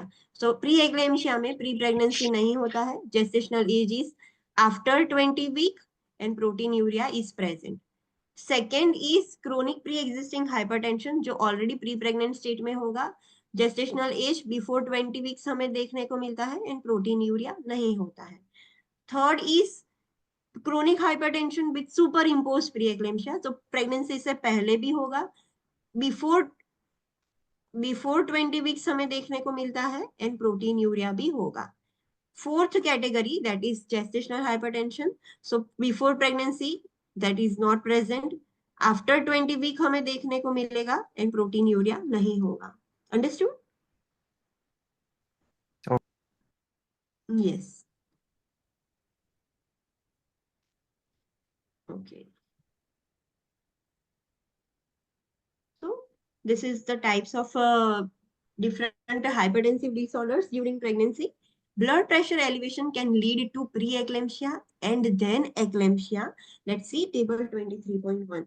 अगर blood pressure elevate हो रहा है, gestational hypertension है, तो उसमें से कभी भी preeclampsia हो सकता है। अगर उसको प्रोटीन लीक होना स्टार्ट हो गया तो gestational hypertension में से preeclampsia हो गया और वो सीवियर हो गया तो उसमें से eclampsia भी हो सकता है। So let's see table 23.1। हमने टाइप्स ऑफ हाइपरटेंशन ऑलरेडी वो वाइटल साइंस में स्टडी किया था कि there are different types of vital signs. Hypertension, normal tension, normotensive client, what is the normal blood pressure? 120/80. mmHg. Less than 120/80, less than 120/80 हम उसको normal बोलते हैं। अगर systolic blood pressure is between 120 to 129 and diastolic is still less than 80, तब उसको हम elevated blood pressure बोलेंगे, सिर्फ एलिवेटेड ब्लड प्रेशर। ये रेंज याद रखनी है, सबके लिए सेम है, whether you are studying vital science की ओबीजी में, सब में सेम है। स्टेज 1 हाइपरटेंशन हम किसको बोलेंगे? तो जो सिस्टोलिक ब्लड प्रेशर है that is between 130 to 139 and diastolic is between 80 to 89, so this is stage 1 hypertension. Stage 2 hypertension हम किसको बोलेंगे? सो एटलीस्ट 140 है, 140 से ज्यादा भी हो सकता है पर उससे कम नहीं है, कम होगा तो हम उसको स्टेज 1 में कंसिडर करेंगे, बट एटलीस्ट 140 तो सिस्टोलिक है एंड डायस्टोलिक भी एटलीस्ट 90 है, 90 से कम नहीं है बट ज्यादा है, कम होगा तो स्टेज 1 कंसिडर किया जाएगा, बिकॉज 139 तक या 89 तक तो हम स्टेज 1 बोलते हैं। सो 90 तो होगा या 90 से ज्यादा भी हो सकता है, तो that is stage 2 hypertension. Now this is something different in ओबीजी। Normal vital signs में स्टेज 2 के बाद कौन सी कैटेगरी थी? Hypertensive crisis. हाइपरटेंसिव क्राइसिस, उसमें कितना था ब्लड प्रेशर? हाइपरटेंसिव क्राइसिस में कितना था? Greater than 180। 120. यस, greater than 180 systolic and diastolic greater than 120, तो उसको हम हाइपरटेंसिव क्राइसिस बोलते थे। This is something different in OBG, that is chronic hypertension. क्या है वो chronic hypertension? So hypertension that is present and observable before pregnancy और that occurs in the first half, that is before 20 week of pregnancy. ये mother chronic hypertension हम किसको बोलेंगे? तो पहले तो उसको ज्यादा एलिवेटेड ब्लड प्रेशर, हाइपरटेंशन उसको प्रेगनेंसी से पहले ही देखने को मिला था। जब वो प्रेग्नेंट नहीं थी तब भी उसका ब्लड प्रेशर ज्यादा आ रहा था, एंड फर्स्ट हाफ में ही बिफोर 20 वीक्स ऑफ जेस्टेशन, मतलब 5 महीने से पहले ही उसका ब्लड प्रेशर एलिवेट आ रहा है, तो ऐसी फीमेल को हम क्रोनिक हाइपरटेंशन बोलेंगे। This is the normal type of hypertension. Now gestational hypertensive disorder हम पढ़ेंगे कि what is this other types of gestational hypertensive disorder. ये पता चल गया? हाँ, ये वैल्यूज आपको याद रखनी पड़ेगी एनी हाउ। ये तो आपने ऑलरेडी याद की हुई है वाइटल साइंस में। दिस इज समथिंग न्यू जो आपको याद करना है, ऐड कर देना है। Now let's study about the gestational hypertension कि what are the other gestational hypertensive disorders. So gestational hypertension क्या है? Blood pressure elevation that first occurs in the second half, that is after 20 weeks of pregnancy, although gestational hypertension usually resolves after childbirth, it may increase the risk of developing hypertension in future. Yes, gestational hypertension pregnancy से पहले नहीं था, वो pregnant हुई तब हुआ, and वो भी after 20 weeks. 20 weeks of gestation. Yes, जब उसकी डिलीवरी हो जाएगी तब वो नॉर्मल हो जाएगा, बट स्टिल ये फीमेल को लेटर ऑन लाइफ में जब वो बुढ़ी हो जाए या फिर कुछ लेटर ओल्ड हो जाए तब भी उसको हाइपरटेंशन होने का रिस्क ज्यादा है। Just like GDM. जीडीएम में भी क्या होता है, डिलीवरी के बाद वो नॉर्मल तो हो जाता है यूग्लाइसीमिया, पर उसको अभी भी रिस्क है कि नेचुरली उसको डायबिटीज हो जाएगा। सो just like that gestational hypertension after child birth, भले वो नॉर्मल हो जाता है बट फिर भी उसको रिस्क है कि लेटर ऑन लाइफ में फ्यूचर में उसको ब्लड प्रेशर आ जाएगा। What is preeclampsia? So usually occurs after 20 weeks of pregnancy, typically in the third trimester. Typically वो third trimester में ज्यादा होता है. When it occurs before 32-week pregnancy, it is called as early onset of preeclampsia. It can also occur in postpartum period. Yes. प्रीएक्लेम्शिया क्या है? तो एक तो पहले वो नहीं था, प्रेगनेंसी से पहले, प्रेगनेंसी में ही हुआ है, आफ्टर 20 वीक ऑफ जेस्टेशन ही हुआ है, एंड अगर उसको 32 वीक्स से पहले हो, आफ्टर 20 वीक्स एंड 32 वीक्स से पहले होता है तो उसको अर्ली ऑनसेट ऑफ प्रीएक्लेम्शिया बोलते हैं। पोस्टपार्टम में भी ये रहता है, एंड इसमें अलग फीचर क्या है कि प्रोटीन यूरिया देखने को मिलेगा, so that is different from gestational hypertension. Now what is eclampsia? Eclampsia क्या है? Seizure occurring in pregnancy and link to high blood pressure. ये एक्लेम्शिया में क्या होता है, ब्लड प्रेशर बहुत सीवियर होता है। अगर वो बहुत सीवियर हो गया, बहुत ज्यादा बढ़ गया, तो उसकी वजह से due to high blood pressure mother को सीजर्स आ सकते हैं। क्यों हाई ब्लड प्रेशर की वजह से सीजर्स आते हैं? द मैकेनिज्म इज, जब भी बॉडी में ब्लड प्रेशर ज्यादा होगा, जो वाइटल ऑर्गन्स है उनको अच्छे से ब्लड फ्लो नहीं मिलेगा। ब्लड का प्रेशर ज्यादा हो या कम हो, अगर हाइपोटेंशन होता है तब भी ऑर्गन्स को ब्लड अच्छे से नहीं मिलेगा, ज्यादा प्रेशर होगा तब भी ऑर्गन्स को ब्लड अच्छे से नहीं मिलेगा। So due to high blood pressure brain को अच्छे से ब्लड नहीं मिल रहा है। अगर ब्रेन को ब्लड नहीं मिलेगा so there might be risk of seizures. तो इस वजह से due to excessive high blood pressure mother को सीजर्स आ सकती है, एंड अगर सीजर्स होगी तो उसको हम एक्लेम्शिया बोलेंगे। Understood? Yes, ma'am. Okay, remember this thing, ये टेबल समझना है, याद रखना है। आप अपनी लैंग्वेज में नोट्स बनाकर याद रख सकते हो। Okay, next point, those who have had pre-eclampsia, especially those who delivered preterm, have an increased risk later in life of cardiovascular disease and kidney disease, including heart attack, stroke, high blood pressure. Yes, अब ये ऐसी बात हो रही है कि एक female को प्री एक्लेम्शिया हुआ, मतलब ड्यूरिंग प्रेगनेंसी उसका ब्लड प्रेशर एलिवेट हो गया with proteinuria after 20 week of gestation, और उसने प्री टर्म डिलीवरी करवाई, मतलब उसका बेबी जल्दी बॉर्न हो गया, प्री टर्म डिलीवरी हुई है उसकी, तो ऐसी फीमेल को लेटर ऑन लाइफ में कैसे रिस्क है? कार्डियोवेस्कुलर डिजीज हो सकते हैं, किडनी डिजीज हो सकते हैं, like heart attack, stroke, high blood pressure, ये सब हो सकता है। Understood? Yes. Having preeclampsia once increases the risk of having it again in future pregnancy. एक बार प्रेग्नेंट हुई मदर और उसको प्रीएक्लेम्पशिया हुआ फर्स्ट प्रेगनेंसी में, सो सेकेंड या थर्ड फ्यूचर जितनी भी प्रेगनेंसी है उसमें भी प्रीएक्लेम्पशिया हो सकता है। एक बार हुआ है तो दूसरी बार होने का चांसेस ज्यादा है।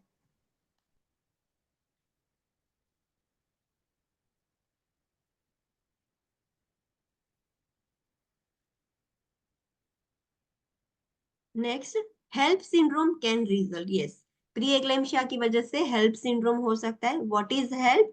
तो HELLP stands for hemolysis, elevated liver enzyme and low platelet count। Preeclampsia की वजह से ये हेल्प हो सकता है। ये फुल फॉर्म याद रखना है, HELLP। hemolysis मतलब breakdown of RBC. Yes, breakdown of RBCs. Elevated liver enzymes मतलब क्लोटिंग फैक्टर वधी जाए। ओके, लीवर डैमेज हो रहा है उसकी वजह से, अगर लीवर डैमेज होगा, लीवर में इंफ्लेमेशन हो जाए, कुछ भी हो जाए, तो लीवर के एंजाइम्स बढ़ जाते हैं। Which are they? SGPT, SGOT. SGPT, SGOT। But in NCLEX हम क्या बोलते हैं उसको? AST, AST, यस, तो which one is AST and which one is ALT? SGPT is AST, SGPT is AST, ALT and SGOT is AST। सो ये चीजें होती है। सो एंक्लेक्स में इन इंडिया हम SGPT, SGOT लीवर एंजाइम्स बोलते हैं। एंक्लेक्स में उसको ALT और AST के नाम से जाना जाता है। सो ये एंजाइम्स एलिवेट हो जाएंगे एंड प्लेटलेट काउंट भी कम हो जाएगा। सो ब्लीडिंग का रिस्क बढ़ जाएगा ये कंडीशन में। So in this condition red blood cells are damage और destroy, that is hemolysis। Blood clotting is impaired and liver can bleed internally. Blood clotting भी इम्पेयर्ड हो गया है, लो प्लेटलेट काउंट है, लीवर एंजाइम एलिवेट हो गया, मतलब liver damage हुआ है एंड उसमें कभी भी इंटरनल लीवर में से ब्लीडिंग स्टार्ट हो सकता है, causing chest and abdominal pain. अगर लीवर ब्लीड करना स्टार्ट कर देगा तो उसको चेस्ट पेन होगा, एब्डोमिनल पेन हो सकता है। HELLP syndrome is a medical emergency. Patient को प्री एक्लेम्पशिया था, प्रोटीन यूरिया था, तब तक तो ठीक है, बट अगर उसको हेल्प सिंड्रोम हो गया so that is a medical emergency. Now this is something serious. The client can die from HELLP syndrome. अगर उसको ये ज्यादा हो गया, हीमोलाइसिस, आरबीसी जो भी है वो ब्रेक डाउन हो रहा है, ब्लीडिंग स्टार्ट हो रहा है, so patient can die and have a life long health problems as a result. अगर वो बच भी गया तो भी उसको शायद पॉसिबिलिटी है कि जब तक वो जिंदा रहेगा लाइफ लॉन्ग उसको हेल्थ प्रॉब्लम्स रहेगा। So HELLP syndrome is a very serious condition, very fatal condition. So it is a medical emergency. अगर क्वेश्चन में दिया गया हो कि पेशेंट को प्री एक्लेम्पशिया तो है बट हेल्थ सिंड्रोम भी है, so this is our priority patient. It make sure कि ये हमारा प्रायोरिटी पेशेंट है। Next is assessment. आपको कैसे पता चलेगा कि patient is having all this types of hypertensive disorder? तो let's see table 23.2। So parameters क्या क्या चेक करने हैं और जिससे आपको डिफरेंस पता चले। So first parameter is blood pressure. Blood pressure में दो हमें कंपेयर करना है, एक तो प्री एक्लेम्पशिया है, एक प्री एक्लेम्पशिया है विदाउट सीवियर फीचर्स, मतलब प्री एक्लेम्पशिया है, प्रोटीन यूरिया भी है, ब्लड प्रेशर भी हाई है, बट उतना सीवियर नहीं है। एंड दूसरा प्री एक्लेम्पशिया है विथ सीवियर फीचर्स, मतलब इसमें चांसेस है कि उसको हेल्प सिंड्रोम हो जाएगा, बट इसमें chances are very less. Okay, understood? Yes और नो? Yes ma'am. हाँ, सो अभी सारे पैरामीटर्स हम देखते हैं, असेस करते हैं। जो लेस सीवियरिटी वाला प्री एक्लेम्पशिया है उसमें ब्लड प्रेशर कैसा होगा? सो ग्रेटर देन और equal to 140 mm of Hg systolic, और ग्रेटर देन और इक्वल टू 90, मतलब 1 ऐसा होगा, 140 से ज्यादा या फिर 140, एंड डायस्टोलिक भी ग्रेटर देन 90 और इक्वल टू 90 होगा। On 2 occasions at least 4 hours apart after 20 weeks of gestation in a client with previously normal blood pressure। Pre eclampsia में उसको पहले ब्लड प्रेशर नॉर्मल था, बट वो हॉस्पिटल में आई, आपने एक बार चेक किया तो ये ब्लड प्रेशर आया, फिर दूसरी बार भी चेक किया, 2 ओकेशंस में ऐसा ज्यादा आएगा and at least 4 hours apart. For example, एक female after 20 weeks of gestation, जिसका पहले ब्लड प्रेशर कंप्लीटली नॉर्मल था, but after 20 week of gestation वो हॉस्पिटल में आई फॉर प्रीनेटल विजिट, और आपने उसका ब्लड प्रेशर चेक किया, सो 145/90 था। तो हम उसको डायरेक्टली ऐसा नहीं बोलेंगे कि इसको प्री एक्लेम्शिया है। फिर से आप चेक करोगे second time after 4 hours, 4 hours के बाद फिर से आप चेक करोगे, अगेन वो ये रेंज में फॉल होगा, तो दिस इज द इंडिकेशन कि हाँ, patient is suffering from pre eclampsia, but उसमें कोई सीवियर फीचर्स नहीं है। अंडरस्टूड? Yes, sir. हाँ, सेकेंड अभी सीवियर वाला देखते हैं। तो उसमें भी परसिस्टेंट ब्लड प्रेशर आ रहा है ग्रेटर देन और equal to 160, that is systolic, and diastolic is greater than और इक्वल टू 110, मतलब ब्लड प्रेशर और सीवियर है। 2 बार आ रहा है consecutively at least 4 hours apart, but while on a bed rest, आपने फीमेल आई हॉस्पिटल में, उसका ब्लड प्रेशर चेक किया, दैट वाज 160/90 या फिर उससे ज्यादा था, 2 बार चेक किया और 4 आवर्स की गैप पर चेक किया, वो भी उसको बेड रेस्ट करवाया, वो सो रही थी, फिर भी इतना ज्यादा आया, सो दिस इंडिकेट्स कि उसको प्री एक्लेम्शिया है, बट सीवियर वाला प्री एक्लेम्शिया है। Understood? Okay, next feature that is proteinuria. So proteinuria, make sure this is no longer used as a diagnostic measure. सिर्फ proteinuria के बेसिस पर हम rely नहीं कर सकते। proteinuria होता है, proteinuria के you can see this, but it is no longer used as a diagnostic measure. सिर्फ only on the basis of proteinuria हम जज नहीं कर सकते कि पेशेंट को सीवियर वाला है कि लेस सीवियरिटी वाला है। So it is no longer use as a diagnostic measure. आपको और सारे भी फीचर्स फैक्टर्स देखने पड़ेंगे, you can not only rely on proteinuria. But proteinuria इसमें कैसा होगा, लेस सीवियर वाला है तो लेस देन और equal to 0.3 gram in 24 hours, और लेस देन और equal to 1+ on dipstick and may be normal. Less severity वाला है तो हम जो डिपस्टिक मेथड करते हैं, सो +1 +2 +3 वैसा प्रोटीन यूरिया होता है ना, तो इसमें 1+ होगा या फिर उससे कम होगा, और अगर ग्राम्स में देखो तो पूरे 24 आवर्स में लेस देन या फिर इक्वल टू 0.3 ग्राम ही प्रोटीन होगा, और समटाइम्स नॉर्मल भी हो सकता है, शायद ना भी हो proteinuria. Pre eclampsia severe वाला कैसा होगा, सो ग्रेटर देन और equal to 5 grams in 24 hours. Gram में देखें तो 24 आवर्स के यूरिन में 5 या 5 से ज्यादा ग्राम प्रोटीन देखने को मिलेगा। डिपस्टिक करोगे तो ग्रेटर देन और इक्वल टू +3 देखने को मिलेगा। 2 टाइम्स, लाइक 2 बार किया, दोनों बार ज्यादा आया, सो this is indicating the pre eclampsia with severe features. Reflexes, जो नॉर्मल हमारे रिफ्लेक्सिस होते हैं, सो लेस सीवियरिटी में मे बी नॉर्मल, और जो सीवियर है उसमें हाइपर रिफ्लेक्सिया हो जाएगा, रिफ्लेक्स बहुत ज्यादा हो जाएंगे। चेंजेस इन द मेंटेशन मतलब, चेंजेस इन द मेंटेशन मतलब what do you mean bye changes in the मेंटेशन?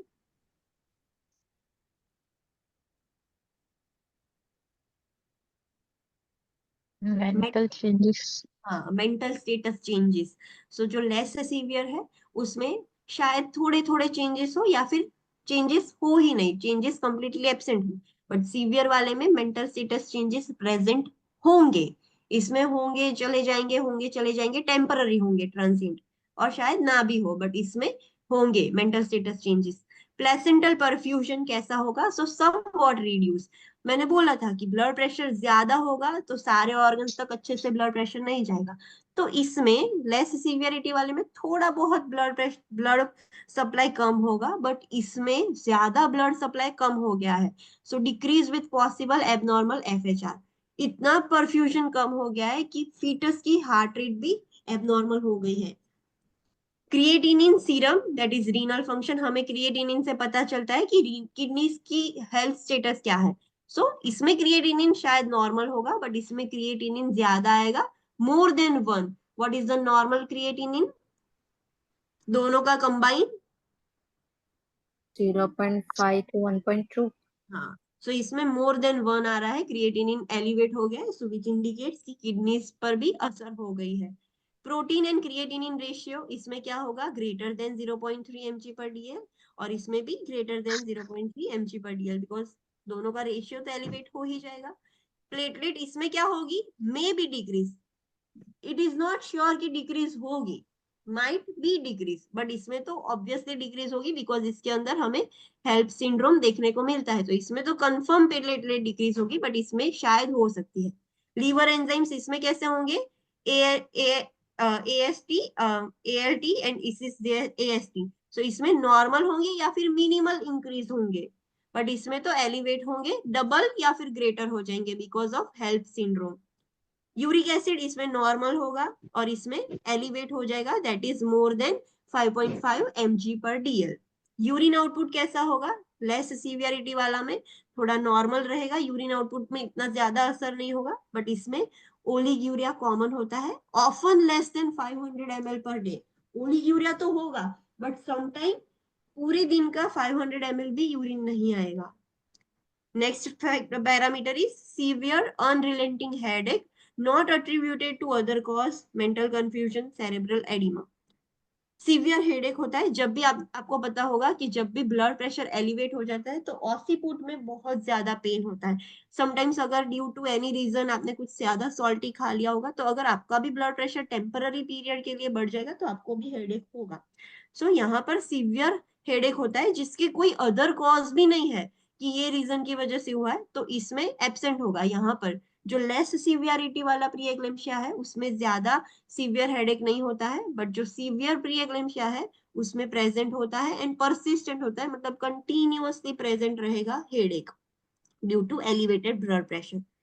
persistent right upper quadrant or epigastric pain or pain penetrating to back, distension of liver capsule, nausea and vomiting। ये एक parameter है, हमने देखा था कि severe HELLP syndrome की वजह से लीवर ब्लीड करना स्टार्ट कर देता है और चेस्ट पेन, एब्डोमिनल पेन होता है। सो परसिस्टेंट राइट अपर क्वाड्रेंट जहां पर लीवर है वहां पर या फिर एपिगैस्ट्रिक में पेन रहता रहेगा, पेन चालू ही रहेगा और समटाइम्स वो बैक तक भी चला जाएगा, नोजिया एंड वॉमिटिंग भी होगा। सो जो लेस सीवियर वाला प्री एक्लेम्पसिया है उसमें नहीं होगा ये सब, बट जो सीवियर प्री एक्लेम्पसिया है उसमें होगा एंड उसकी वजह से सीजर्स भी हो सकते हैं because this is so severe form. Visual disturbances कैसे, जब ब्लड प्रेशर एलिवेट हो जाता है तो आईज को भी अच्छे से ब्लड सप्लाई नहीं मिलेगा, सो विजुअल डिस्टर्बेंसेस होंगे, ऐसे स्पॉट्स दिखेंगे, स्पार्कल्स दिखेंगे, टेम्पररी ऐसे ब्लाइंडनेस हो जाएगी, फोटोफोबिया होगा, लाइट में नहीं देख पाएगा पेशेंट। सो जो लेस सीवियर है उसमें ये विजुअल डिस्टर्बेंसेस नहीं होंगे या फिर होंगे तो बहुत मिनिमल होंगे, बट ये जो सीवियर है उसमें तो विजुअल डिस्टर्बेंसेस कंफर्म होंगे, it is so common. Pulmonary oedema, heart failure, cyanosis less severity वाले में नहीं होता है, बट जो सीवियर है उसमें प्रेजेंट होता है। फीटल ग्रोथ रेस्ट्रिक्शन, ये जो लेस सीवियर प्री एक्लेम्पसिया है उसमें फीटल ग्रोथ कंप्लीटली नॉर्मल होगा, उतना अफेक्ट नहीं हो रहा है, बट इसमें फीटल ग्रोथ रेस्ट्रिक्शन हो सकता है एंड एमनियोटिक फ्लूइड वॉल्यूम भी डिक्रीज हो जाएगा, रेस्ट्रिक्ट हो जाएगा। Understood the assessment findings, difference पता चला? Yes, ma'am. हाँ, ये डिफरेंस पर से आपको पता चलेगा कि patient is suffering from severe pre eclampsia कि less severe pre eclampsia. Understood? Yes, ma'am. Okay. Other assessment findings, let's study this। आज assessment complete कर देते हैं, interventions कल से देखेंगे। This is the really important point that you have to remember। Proteinuria is not a reliable indicator for preeclampsia। Yes, preeclampsia में proteinuria होता है, but we cannot rely only on proteinuria। सिर्फ हम उस पर rely तो नहीं कर सकते। So proteinuria is not a reliable indicator of preeclampsia।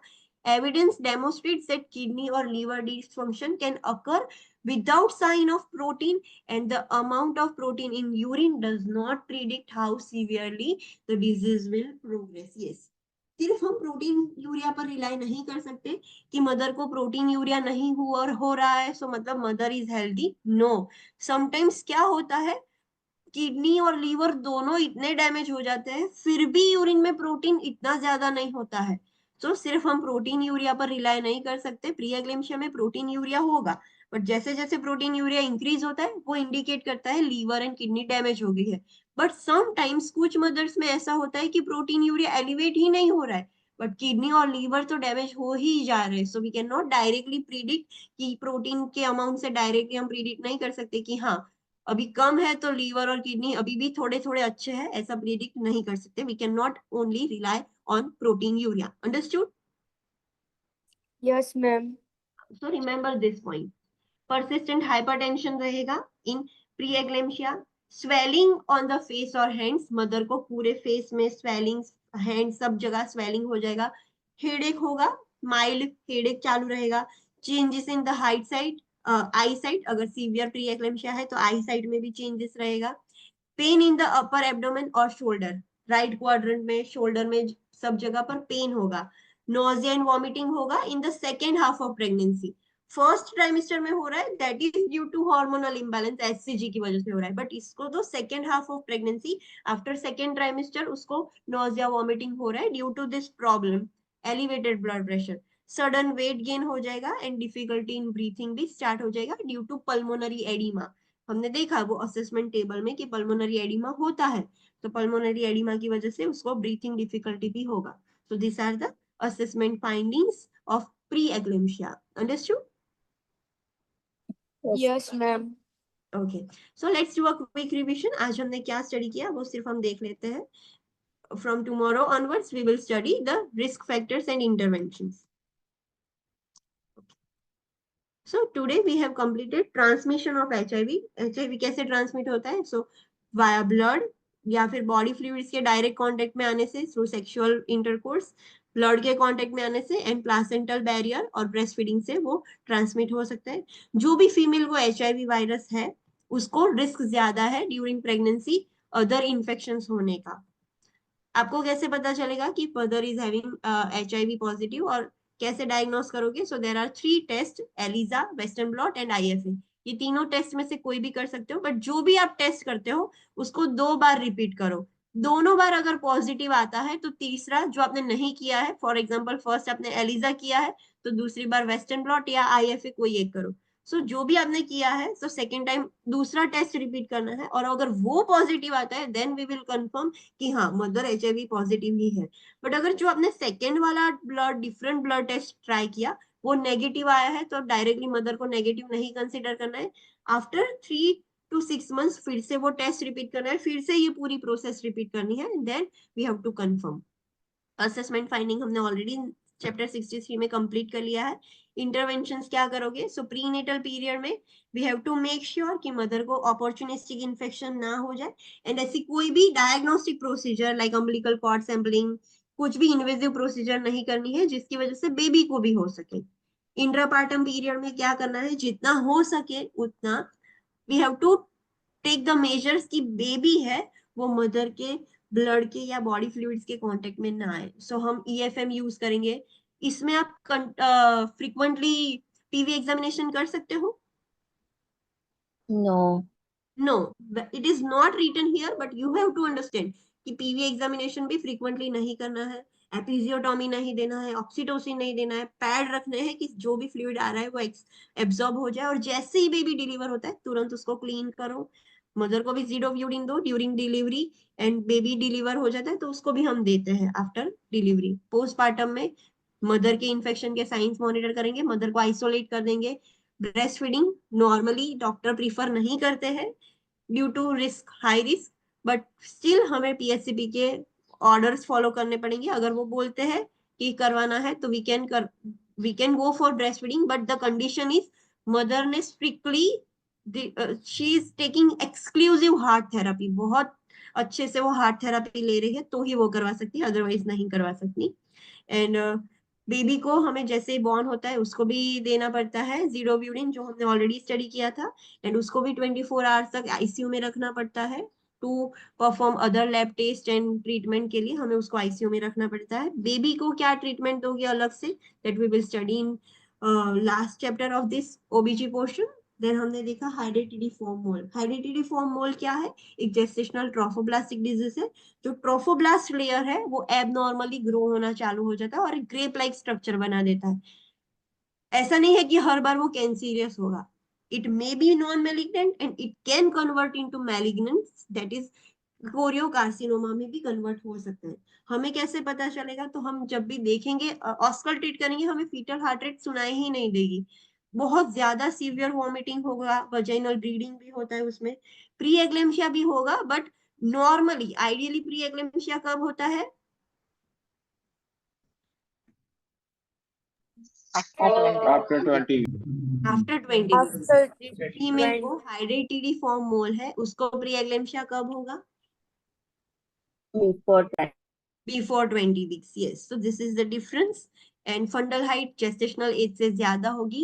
HCG बहुत severely elevate हो जाएंगे, that is more than 1 lakh milli international units. And USG करोगे तो आपको snowstorm pattern देखने को मिलेगी। Interventions एक ही चीज कर सकते हैं, we have to anyhow remove that grape like structure, जो भी hydrated form mole है वो हमें remove करना है। So एस्पिरेशन DNE करके हम निकाल सकते हैं, उसके बाद हमें ऑक्सीटोसिन देना पड़ेगा। हेमरेज या इन्फेक्शन तो नहीं हो जा रहा है आफ्टर प्रोसीजर, वो ध्यान रखना है। जो भी टिश्यूज हमने निकाले हैं उसकी स्टडी करने के लिए हमें लैब में भेजना पड़ेगा। एंड फीमेल को एवरी 1 to 2 वीक हमें देखना पड़ेगा कि HCG डाउन हो रहा है या नहीं। जब तक वो प्री प्रेग्नेंट स्टेज में ना आ जाए तब तक एवरी 1 to 2 वीक उसको बुला के चेक करना है। एक बार प्री प्रेग्नेंट स्टेट में आ गया तो हमारा काम खत्म नहीं हुआ है। 1 ईयर तक हमें चेक करते रहना है कि वो लो ही रहे, इंक्रीज ना हो जाए। And we have to make sure कि ये जो कपल है वो 1 साल तक प्रेग्नेंट ना हो। नेक्स्ट हमने देखा हाइपरेमेसिस ग्रेविडेरम। सो वो क्या है? सो सीवियर वॉमिटिंग हो रही है, सो दैट इज हाइपरेमेसिस ग्रेविडेरम। उसकी वजह से न्यूट्रिशन इम्बैलेंस भी हो रहा है, इलेक्ट्रोलाइट इम्बैलेंस भी हो रहा है। आपको कैसे पता चलेगा? तो बहुत प्रोनाउंस्ड नोजिया वॉमिटिंग हो रहा है, दिन में तो हो रहा है जब भी वो उठती है, बट ड्यूरिंग द डे कभी भी हो रहा है। कंटिन्यूअसली वॉमिटिंग हो रहा है, वेट लॉस हो गया है, डिहाइड्रेशन हो गया है, इलेक्ट्रोलाइट इम्बैलेंस हो गया है। इंटरवेंशन क्या करोगे? सो आपको ऑब्वियसली मेडिसिन देनी ही पड़ेगी, बाकी कंट्रोल नहीं होगा। बट अगर मेडिसिन से नोजिया कंट्रोल कर लिया, बट वो जो weight loss, dehydration, fluid electrolyte imbalance है, तो उसके लिए आपको फ्लूइड रिप्लेसमेंट देना पड़ेगा, इलेक्ट्रोलाइट्स सप्लीमेंट देना पड़ेगा, पेरेंटल न्यूट्रिशन ये सब भी करना पड़ेगा। इनटेक आउटपुट मॉनिटर करोगे बहुत क्लोजली, वाइटल्स मॉनिटर करोगे, वेट मॉनिटर करोगे, कैलोरी काउंट भी करनी पड़ेगी। लेबोरेटरी स्टडीज करोगे टू चेक कि कितना इलेक्ट्रोलाइट इम्बैलेंस है, कीटोन्स प्रेजेंट है या नहीं यूरिन में, न्यूट्रिशन मदर का इम्पेयर हुआ है तो बेबी पर कुछ असर पड़ी है या नहीं वो चेक करना है। मदर को बोलना है कि थोड़ा थोड़ा फूड खाओ, लो फैट वाला, सिंपल कार्बोहाइड्रेट वाला, लाइक सीरियल्स, राइस, ऐसा सब। और बिटवीन द मील्स फ्लूइड ले सकती है, नॉट एट द मील्स, कि जिसकी वजह से डिस्टेंशन ना हो जाए, वॉमिटिंग ना हो। खाने के बाद एटलीस्ट 30 मिनट्स तक उसको अपराइट पोजिशन में बैठना पड़ेगा। देन हमने देखे different types of hypertensive disorders. There are mainly 4 categories: preeclampsia, chronic pre-existing hypertension, chronic hypertension with superimposed preeclampsia, and gestational hypertension. I will ask you tomorrow कि what is the difference between all these 4 types. इसमें क्या difference है मैं आपको पूछूंगी। अगर ये gestational hypertension severe हो गया तो उसमें से preeclampsia हो सकता है, preeclampsia में से eclampsia भी हो सकता है। फिर हमने टेबल देखा different types of hypertension. What is normal blood pressure, what is elevated blood pressure, what is stage 1 blood pressure, stage 1 hypertension, stage 2 hypertension, chronic hypertension। ये क्या है वो आपको कैटेगरी पता होनी चाहिए। आपको एग्जाम में सिर्फ ब्लड प्रेशर लिखा हुआ होगा कि this is the blood pressure, तो उससे आपको पता चलना चाहिए कि whether it is stage 1, stage 2, elevated है, क्रोनिक है, क्या है। तो आपको ये डिस्क्रिप्शन से क्वेश्चंस पूछे जा सकते हैं। जेस्टेशनल हाइपरटेंशन में, जेस्टेशनल हाइपरटेंसिव डिसऑर्डर्स में, what is gestational hypertension, what is pre eclampsia and what is eclampsia, ये आपको पता होना चाहिए। जो भी फीमेल ऐसी है कि जिसको ऑलरेडी प्री एक्लेम्शिया है और उसने प्री टर्म डिलीवरी करवाई है, तो उसको लेटर ऑन लाइफ में cardiovascular disease, kidney disease like heart attack, stroke, high blood pressure, ये सब हो सकता है। एक बार उसको प्रेगनेंसी में अगर प्री एक्लेम्शिया हुआ है तो देयर आर चांसेस कि वो फिर से अभी जब भी प्रेग्नेंट हो तो उसको प्री एक्लेम्शिया हो सकता है। हेल्प सिंड्रोम भी हो सकता है। अगर प्री एक्लेम्शिया सिवियर हो गया सो मदर को हेल्प सिंड्रोम होगा। What is HELLP syndrome? Hemolysis, elevated liver enzyme and low platelet count. Yes, hemolysis, elevated liver enzyme, low platelet count. So सारे RBCs डिस्ट्रॉय होना स्टार्ट हो जाएंगे, ब्लड क्लॉटिंग भी empire हो जाएगा, एंड लीवर इंटरनली ब्लीड करना start कर देगा. So HELLP syndrome is a serious condition. It is a medical emergency for us. We have to prioritize this patient. अगर आपने जल्दी कुछ नहीं किया तो पेशेंट कैन डाई, एंड उससे शायद लाइफ लॉन्ग प्रॉब्लम भी हो सकते हैं. असेसमेंट फाइंडिंग हमने देखा, तो पैरामीटर्स देखे, ब्लड प्रेशर, अगर प्रीएक्लेम्शिया तो है बट उतना सीवियर नहीं है, एंड अनदर इज सीवियर प्रीएक्लेम्शिया, तो उसमें ब्लड प्रेशर कैसा होगा, प्रोटीन यूरिया कैसा होगा, रिफ्लेक्सेस कैसे होंगे, मेंटल स्टेटस चेंजेस हो गए या नहीं, प्लासेंटल परफ्यूजन कैसा होगा, क्रिएटिनिन कैसा होगा, प्रोटीन क्रिएटिनिन रेशियो कैसा होगा, प्लेटलेट कैसी होगी, लीवर एंजाइम्स कैसे होंगे, यूरिक एसिड, यूरिन आउटपुट कैसा होगा, सीवियर हेडेक होगा या नहीं होगा, वो डिफरेंस हमने देखा. persistent right upper quadrant pen होगा, बैक पेन होगा, severe nausea, vomiting, visual disturbances कैसा होगा, पल्मोनरी एडिमा, हार्ट फेलियर और साइनोसिस होगा, या किस में क्या ज्यादा होगा, क्या होगा, इन फीटल ग्रोथ रेस्ट्रिक्शन होगा या नहीं. ये हमने पैरामीटर स्टडी किए कि लेस सीवियर प्रीएक्लेम्शिया में एंड सीवियर प्रीएक्लेम्शिया में कैसा होगा. I will ask you tomorrow, so read this. Then what is the red important point?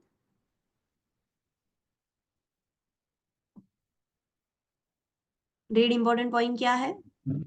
Proteinuria is not a reliable indicator of preeclampsia Why? because sometimes without